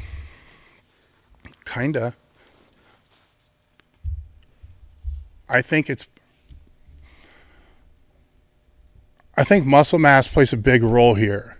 I think the more muscle mass somebody has, the faster they're going to fit. Well, muscle mass plus efficiency of training, or the efficiency for the person to be able to contract. So a more explosive lifter, so say a squatter, that when they squat, everything flexes from their toes all the way to their eyeballs all at the same time, explosively. You ask them to do a set of 6, they're going to be frickin', and they're bigger. They're 260, lean. They're going to be frickin' gassed, man. They're going to be hosed. The bigger they are, the harder they fall, I guess. But I see the same thing if they're, 180 and lean there and still have that explosive capacity. It's gonna wear, it's gonna wear out. But they're also moving more weight, so that's as well. So I'm going to answer yes, but I'm going to answer yes from a very general sense, because it doesn't matter, because you're still working with people on an individual basis. So if I'm working with somebody who's 160 pounds and they're the same body fat as somebody that's 250 pounds, their programs still are not going to be the same, and it's not going to have anything to do with their lean body mass. It's going to have to do with their strength and their weaknesses based upon whatever they're trying to develop, whatever their lifts are. Doesn't matter if they're male, doesn't matter if they're female, doesn't matter, what gender. None of that matters. What matters is what are the weak points, what are the strengths, what are their ability to recover, what can they do, what can they not do, and then what's making progress and what's working, and then what's not working, and then making the decisions based upon that. So it's an interesting topic to discuss, but it really becomes not a relevant topic when it comes to actually working with the person, because it's not going to matter. It's not going to matter because everybody's going to be individual. There's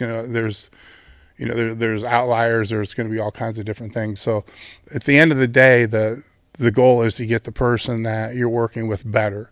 And that's the thing that matters more than anything else, is doing whatever you can to be able to get them better to the best of your ability.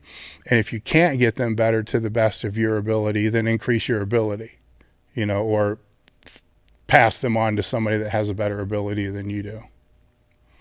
Okay. Hold on one second. Who would you like to have as a guest on the Table Talk that is not in the fitness industry, and why? I don't give a fuck. I don't have one. I've not thought about it. I'd have to.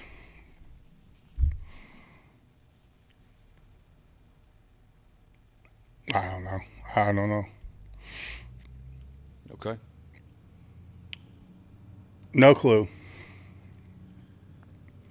How do you fill the time between training sessions? Shit seems endless. Obviously, for you, you got a lot of shit going on, but maybe some things that you recommend.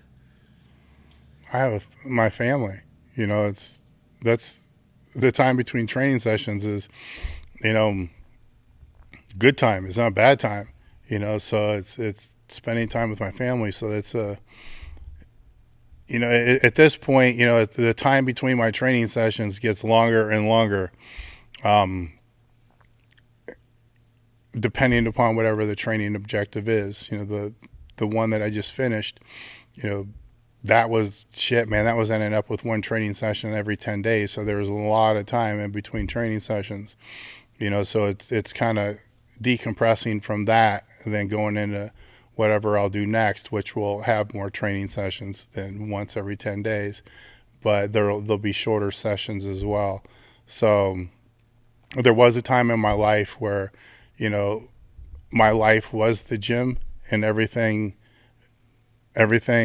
after the gym was just filler, until I could get back to my real life, which was in the gym.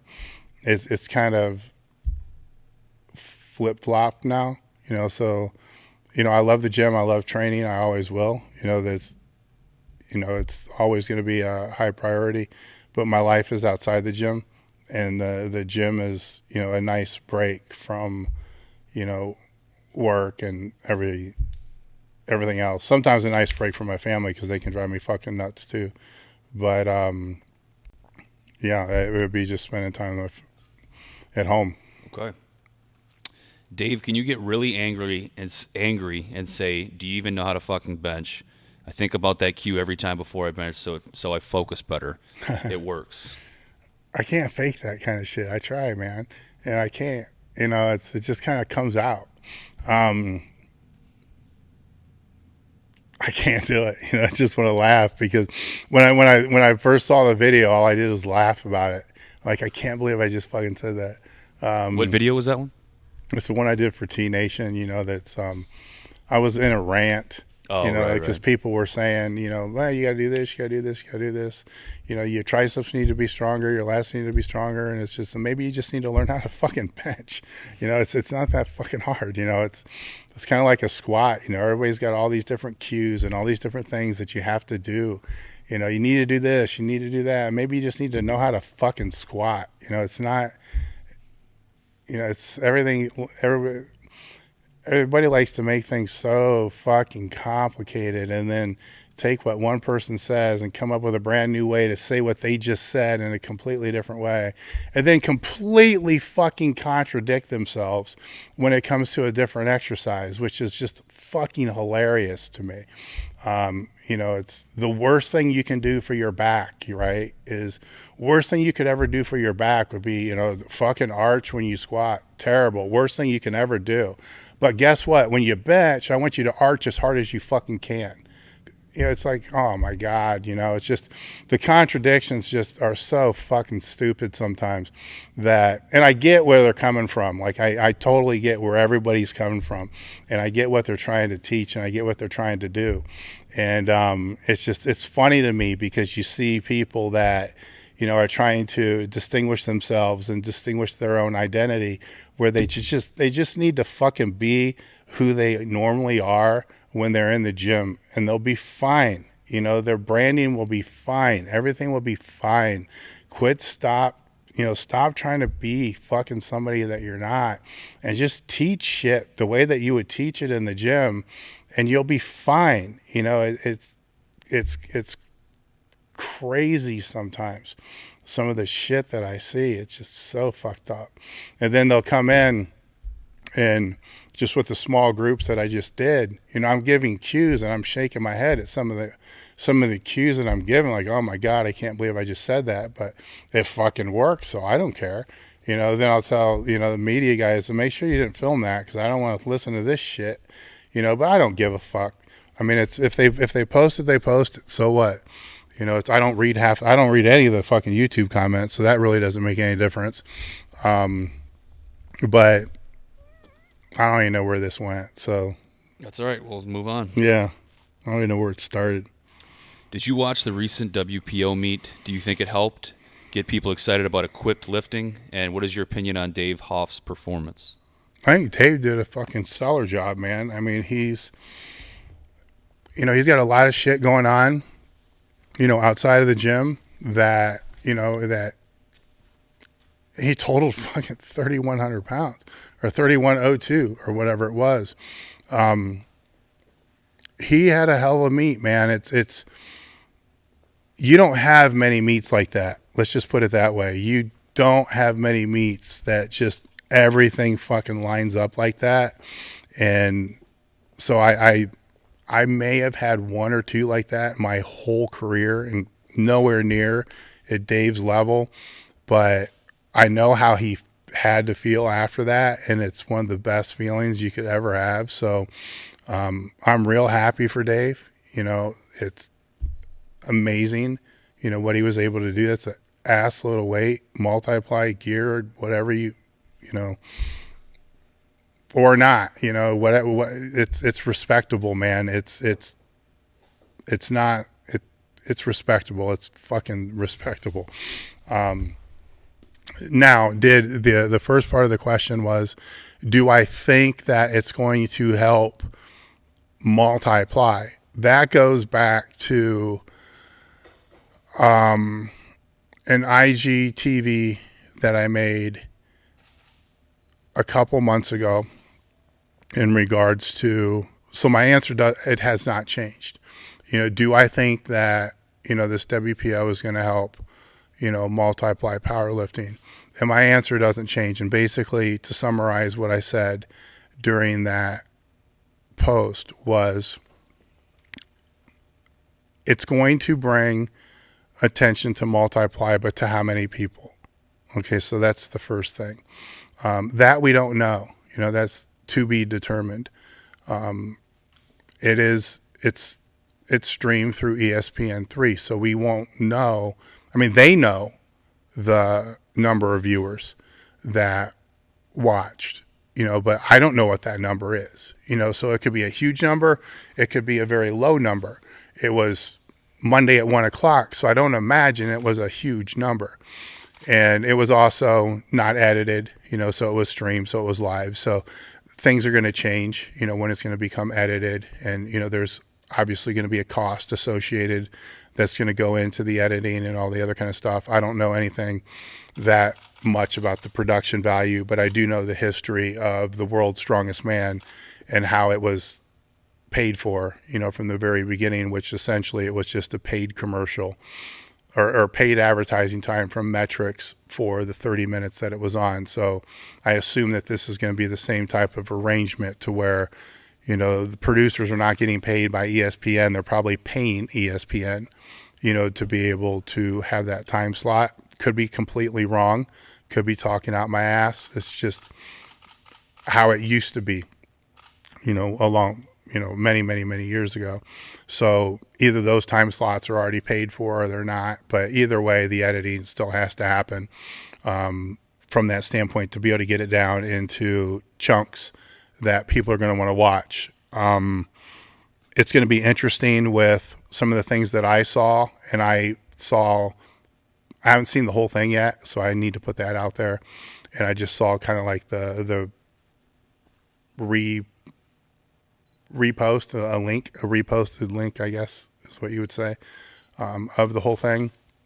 I would say, with Inzer being the main sponsor, that what we'll see during the rebroadcast is, anybody that covered up that logo is probably not going to be in the rebroadcast in any way whatsoever, because I'm guessing that, like Metrics, Inzer is the one that's going to be footing most of the bill to be able to have this actually broadcasted. So that's why everybody was wearing, their shit, and rightfully so if that's what they're paying for. So the only problem I've ever had with that is, if you're a sponsor of one of the other lifters and, all their coaches have to come out wearing your competitor's gear, well, then why would any competitor want to have their lifters compete there? Because all it's going to be doing is building up, a competitor's name from that standpoint. But that's aside from the fact that's not part of the argument, or that's not part of what I was trying to say.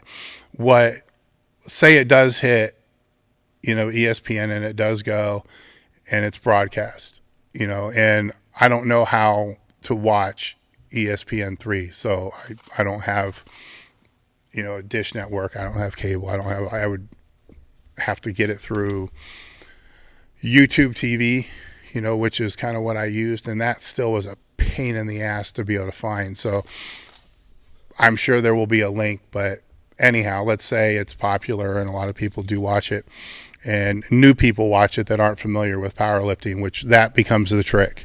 How do you get it in front of new people that are not already people who are familiar with powerlifting? Because the only people that I know that have seen it from the live broadcast at this point in time are people who are multiply people or people who are already powerlifters. So basically it just exposed, all them to the target market that it's already exposed to it.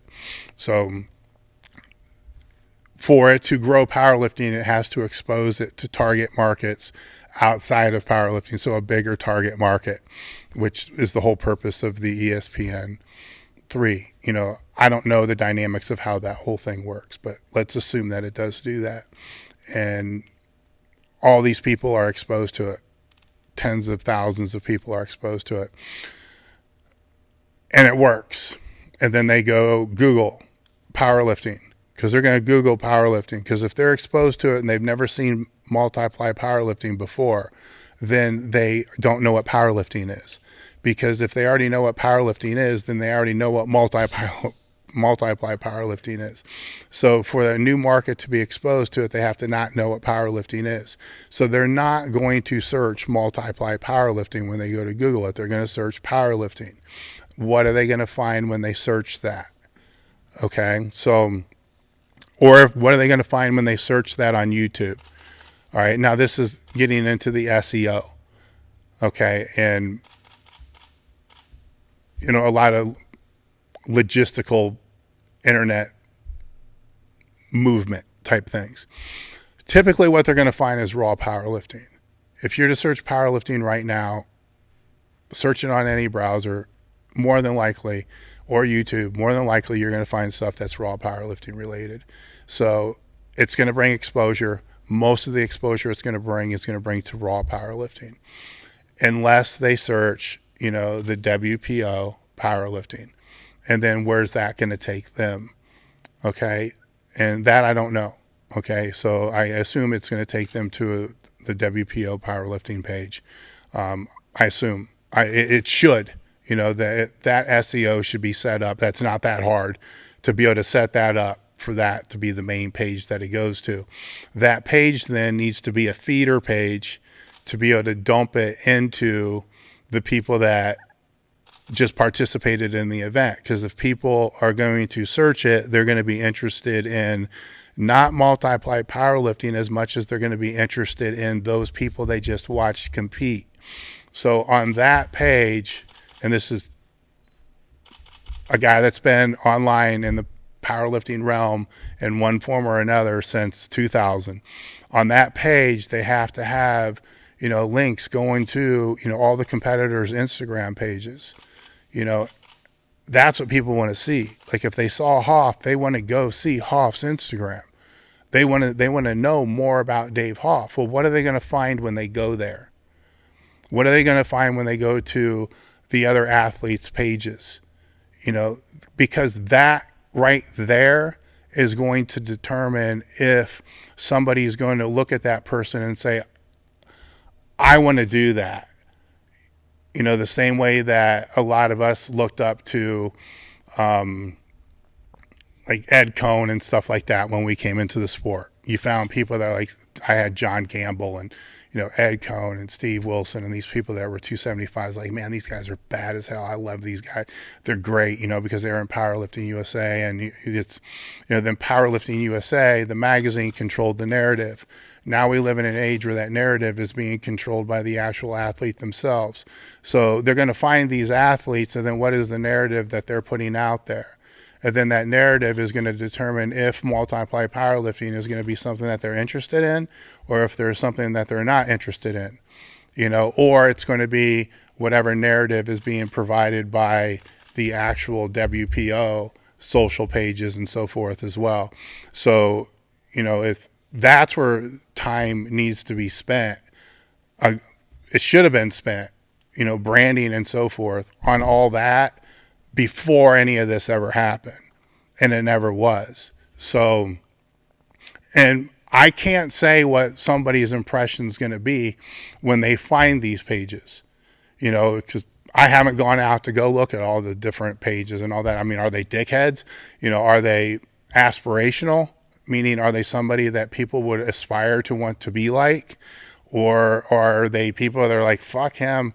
Are they going to answer their DMs? Are they going to blow off the DMs?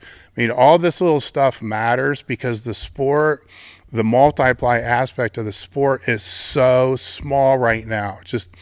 This is not a secret. Go to openpowerlifting.org and filter it down by United States of America, multiply powerlifting, and look at how many people have competed.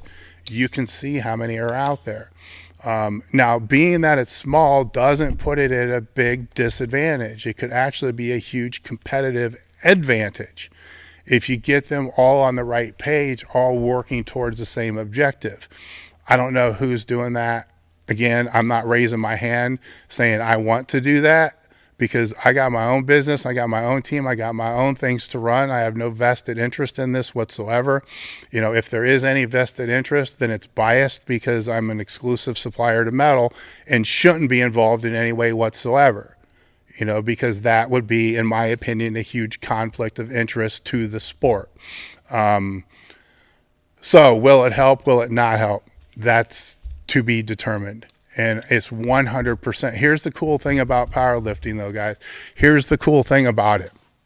It's 100% in the hands of the lifters themselves. Because let's not forget how this sport became how it became raw. How it went from being 99% geared lifting to 99.5% raw lifting. It wasn't in the best interest of the corporations. It wasn't in the best interest of any company that supported powerlifting. It wasn't in the best interest of the federations. It became that way because of a small number of raw lifters. So can the coin flip? Most definitely it can flip, but it's going to be based upon what those small number of lifters do And if they're able to do and replicate the same thing that history has already shown us can be done. So it's up to them. So I'm not the person to ask. I'm just the outsider looking in that's able enough to make the observations, because this makes up a small part of our target market. All right. How do you get big and huge? Eat and train. That is correct. Can mini bands be used for speed work or for speed bench, or are they used more towards hip work? No, you just double them up. Most people use the mini bands for speed bench anyhow. So you just, depending upon your bench, if you have an elite FTS bench, we have band pegs. If not, you just take a band, put one end on the bar, pull it down under a hex dumbbell or some kind of dumbbell that's not going to move, and then pull it back up on the bar again so it's folded in half. That's going to provide right around, depending upon your lockout strength, it's going to provide around 60, maybe 80 pounds of tension at the top, 30 to 40 pounds of tension at the bottom. That can easily be measured using a hunting scale, by the way, which you can buy for less than $30, to be able to tell you exactly what it is. But that's what most people use to do their dynamic benches with anyhow. Okay. And on a similar topic, purchasing a first few pairs of bands right now, looking into getting the light and the mini, both suited for dynamic upper and lower body work. The mini definitely for the bench, yes. Depending upon the bench, a micro mini might be. I don't know how much the bench is, but typically the mini is going to cover every. It's going to cover every bench. The light band may or may not be enough for the squat. It's definitely enough to start with. Let's put it that way. And if the light bands end up being too light for the squat, they're one of the best bands to be able to use for dynamic hamstring stretches,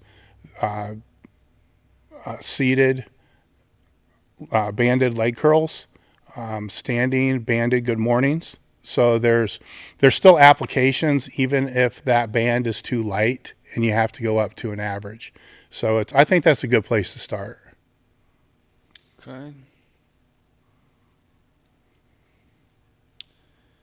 What are your top accessory and supplemental lifts to help you the most with strengthening the brace position for the squat? A lot of that is just teaching the brace, so there's not really supplemental movements, so to say.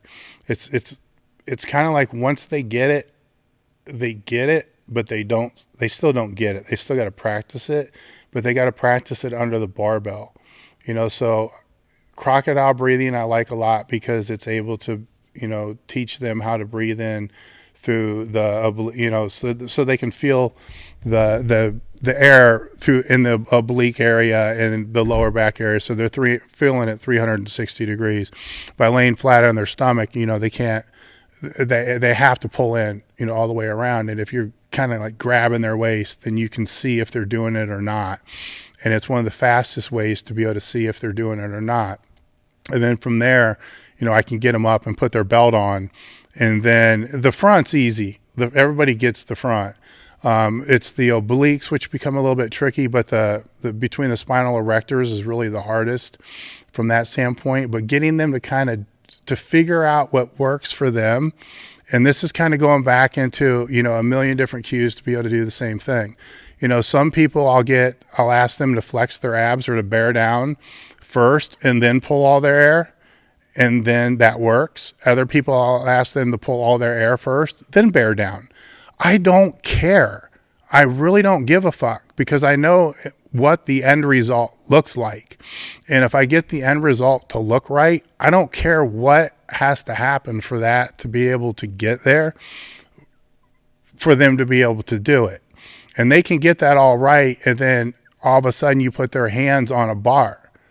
Okay, and that begins to open up the rib cage a little bit. And now it's reinforcing all that to be able to get them right. So if they're really, really, really struggling, I won't take them from that position straight to a barbell. I'll take them from that position into a yoke bar where the hands are going to be held a little bit lower, so they're not opening up the rib cage by spreading their arms out real wide. I can slowly kind of get them out, but that's kind of a rare thing. Usually I can get them to the bar and be able to replicate the whole thing from that.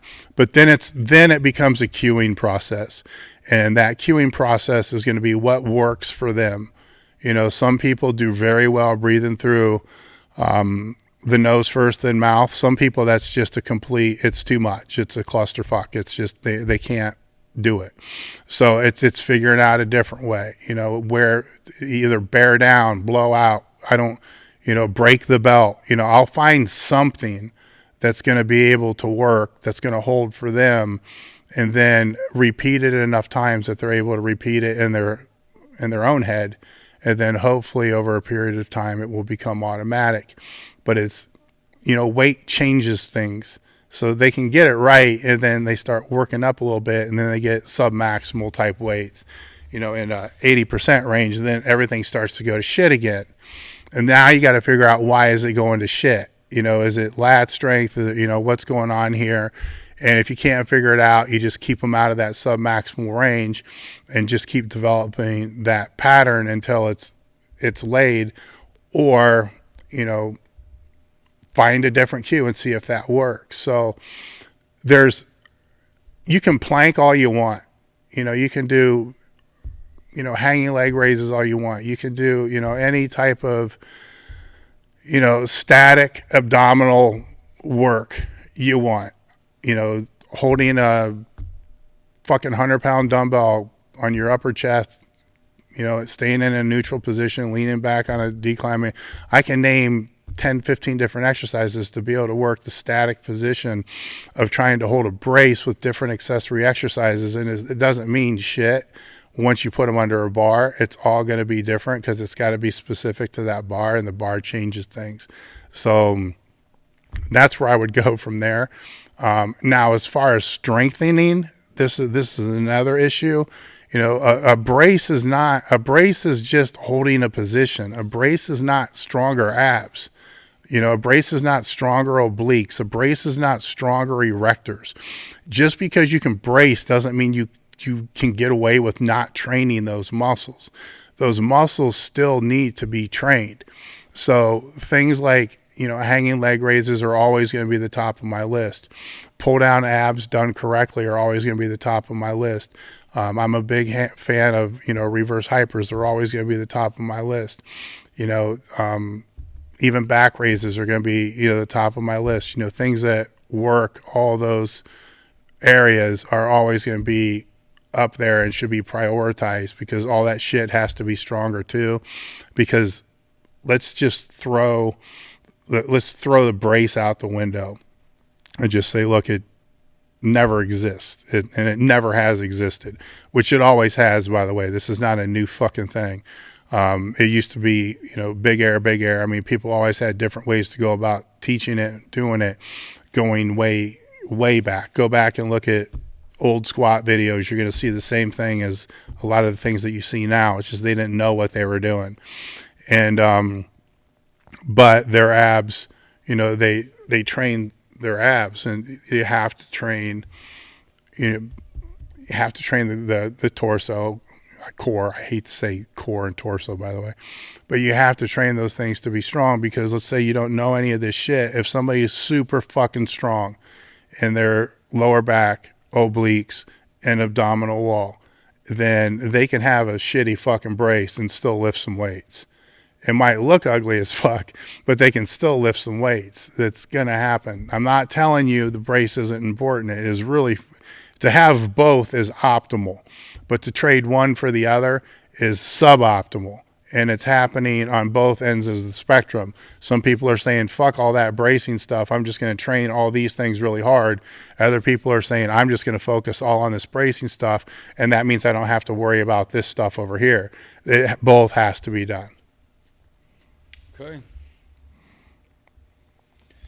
For dynamic effort work, do you change the same exercise every 3-week cycle, or do you keep the same exercise? Depends upon what they're training for and if they're a beginner or not. So if they're not training for powerlifting just for variety's sake, if they're a person that likes variety, I'm going to go back. I talked about that earlier in the podcast. Some people, don't last very long with weight training because it's boring. And they'll tell you it's boring. This is boring to me. I had clients, this is boring to me. That's like a bell ringing, like a cowbell ringing in my head. Variety, variety, variety. It needs to be changed up.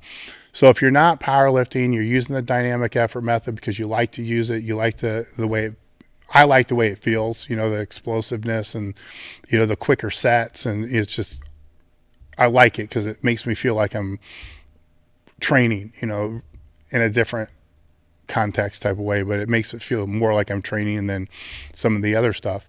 Then yeah, change it, change it up because it really doesn't matter. Change it up as much as you really want. If you're a beginner, then your dynamic effort work it's also technical work. It's probably more technical work than it is actually dynamic work. So you want to keep it with the competitive exercise as long as you can until your technique is pretty damn solid, like 80-90% solid. Then you can start switching things out. If you're a conjugate head and you love doing the conjugate stuff and you've been doing it for a few years, then you can start waving in different cycles with different bars to be able to adjust the workload without having to change the intensities, which I have a different YouTube video that's just all about that. So that can be an option there. So the answer is yes and no. Okay. Would you say that specificity is more important with taller lifters? For example, if I went to increase my deadlift at 6'5", do you think using conjugate style variations is a less efficient use of time?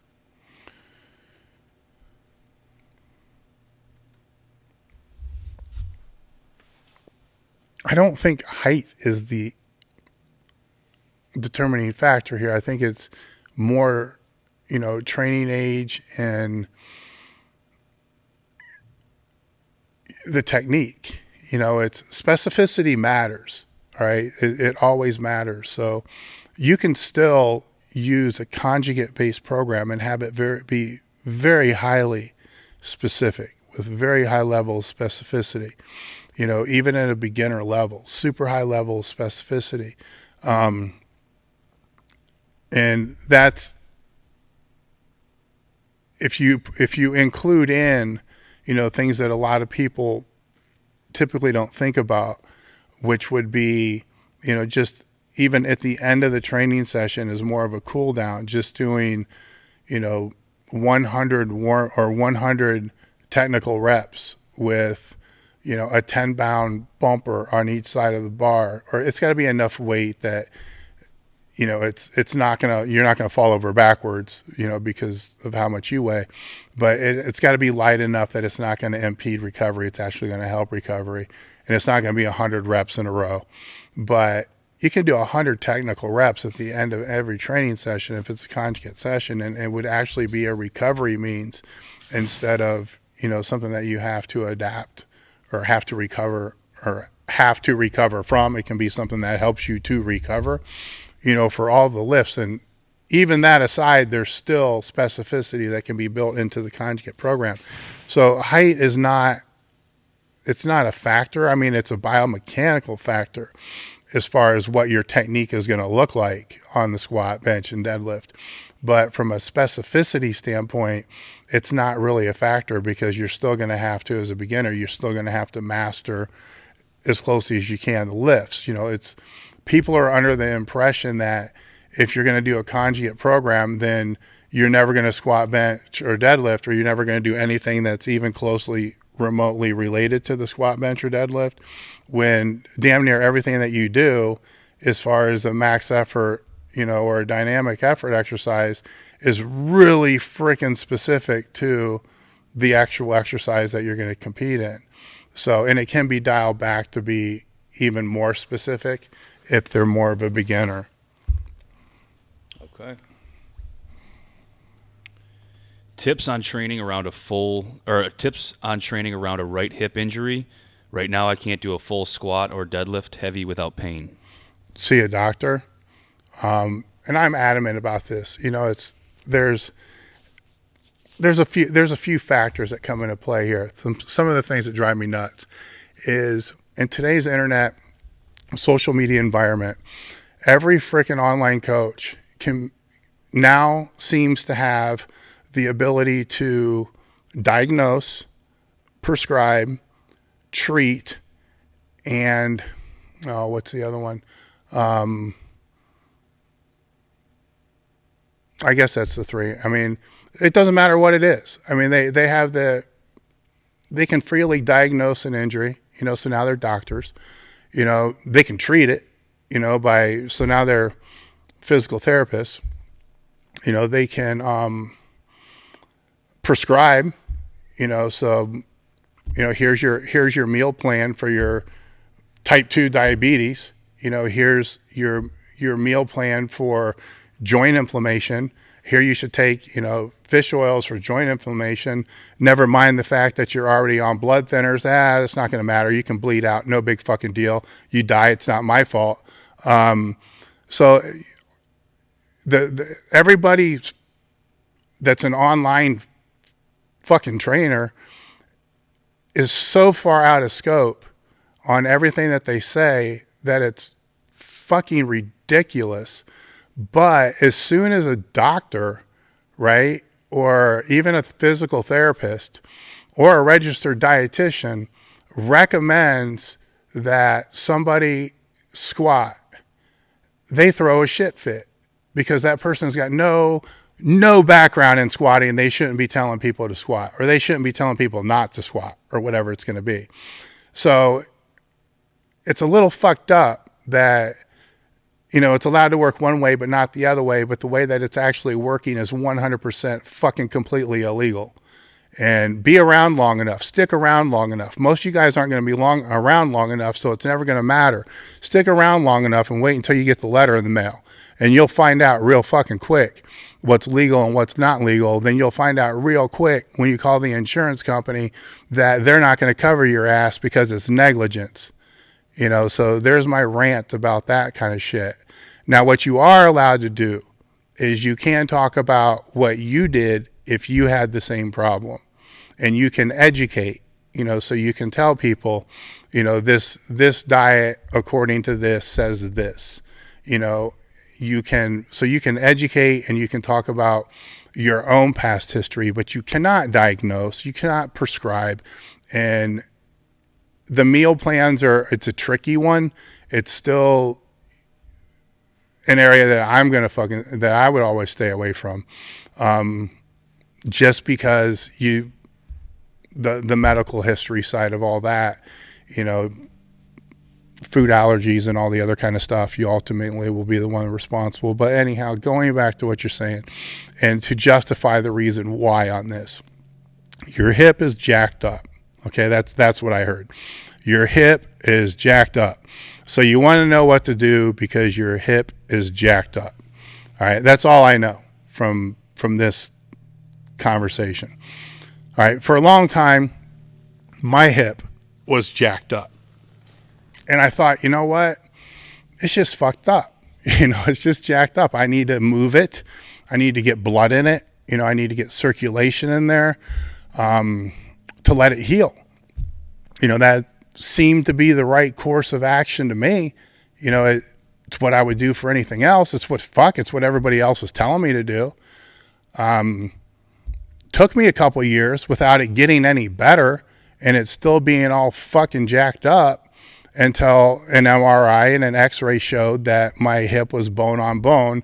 And not only that, but, I had fractures going up through my hip girdle from, the femur jamming into there because it was so impacted through the bone spurs and everything else. I basically had a broken hip and, was bone on bone. And then was asked what I was doing. And I said, well, I'm squatting and all this other, and the squats really weren't so much of the problem. He wasn't real happy with the fact that I weighed 285 or 300 pounds at the time. But what really fucking pissed him off was all the mobility shit that I was doing. Because it was ridiculous. It was like 800 reps of shit a day, to try to get blood in there. And then the stretching that I was doing, because all that was doing was grinding the bone deeper into the bone. Just, picture the bone going, it's already impacted. And now I'm just impacting it even more and compounding it by, having a band pull it in there even harder, or having somebody push in there even harder. And essentially found out that I expedited the process by doing the things that I thought were going to help it by probably 3 years. And it wasn't so much because of the squatting that I was doing, because it wasn't enough reps to add to the wear and tear. It was all the other shit. So had I gone in and had imaging done and known what the fuck was going on 3 years beforehand, I still would have needed the hip replacement. There's no doubt about that. There's both of them been replaced. Issue with both parents. So there's a genetic factor, there's a weight factor, there's a lot of factors involved. But it wouldn't have happened at the age that it did. Let's put it that way. It might have happened 10 years later. A lot of times when you're dealing with strength and conditioning and sports in general that are done over a long period of time with the same movement patterns, you really don't know the wear and tear impact of the decades that you've done it until you've been away from it for 5-10 years. That's when the wear and tear, that's when you start to notice the wear and tear, because what would have happened when you were 70 is going to happen when you're 55, or younger or something like that. If you're predisposed to it. Some people are just not predisposed to it. But your hip's jacked up, and that's all I know. So in my mind, that can mean, okay, you're bone on bone, so anything that you do is just going to grind the living shit out of it. So had it been me, I would have stopped doing everything except the absolute necessary things that I had to do to be able to squat and get ready for a meet. Anything else, fuck it, I wouldn't have done it. It would have just been, to minimize the wear and tear. Now, had there still been space, there's still movement in there, it was just a lot of inflammation, potentially, maybe a cleanup job. It could have just been inflamed bursa. I mean, there could be a lot of different things where if it's inflamed bursa, time, would be one way, to be able to let that inflammation go away. Ultrasound guided cortisone could be another way that, it's another option that I had with the other hip before I had it done.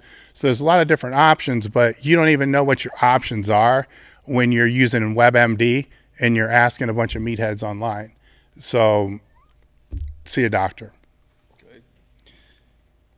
This could be a good one to end on. How important do you think it is to be at a powerlifting specific gym? A lot of people nowadays complain about not training with kilo plates and specific bars. What are your thoughts on this?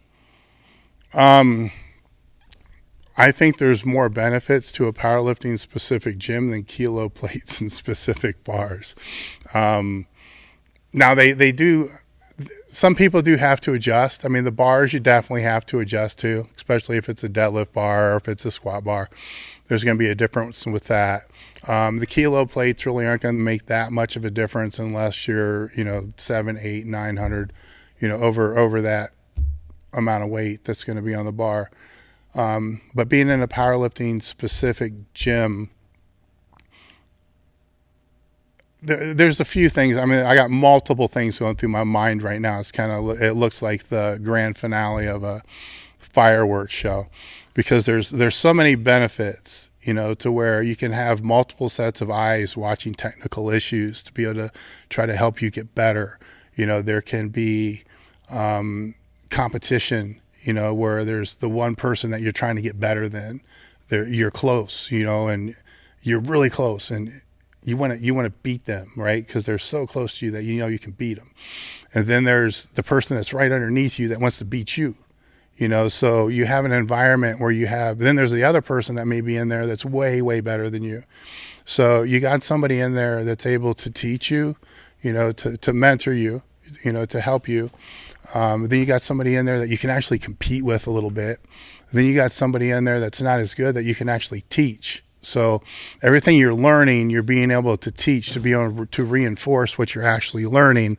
So it creates this environment, that's successful to help propel you to move forward into the sport, and an environment to help on those days when you just don't want to train. Because, I talked earlier that during the last training phase, I was training maybe once every 10 days. And there were a couple of days where I didn't come in, but it wasn't many.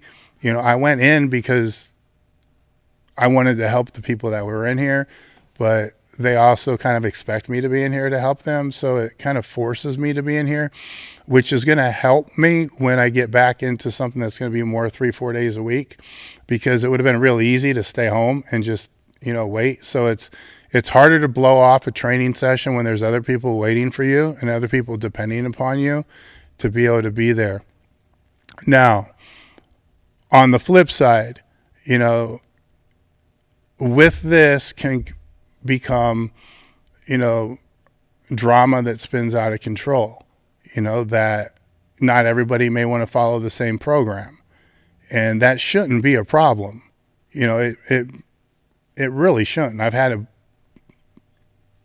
it both ways, many different gyms. I shouldn't say that. I've only trained at maybe 4 different gyms my entire life, but I've had it both ways, and it's never been a problem. At some gyms it was. Let me put it. Some gyms it was a problem. Okay, everybody did the same training, and that's just the way it was. But that's the way it was, and that's the way it was when you walked in. That's what it was accepted, and it was never questioned, and that's the way it continued.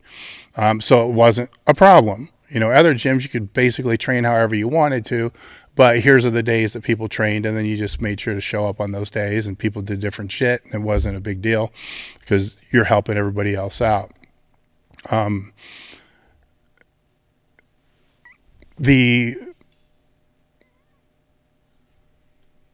When everybody is training for the same purpose, and the purpose has relevance to them, then a lot of the drama kind of takes care of itself.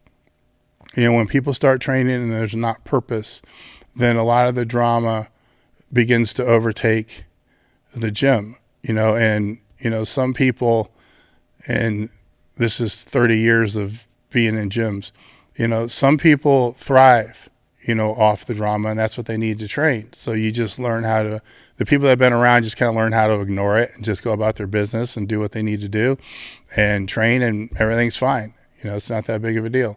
Some people just can't fucking get over it, and then, they need to probably find someplace else to train. But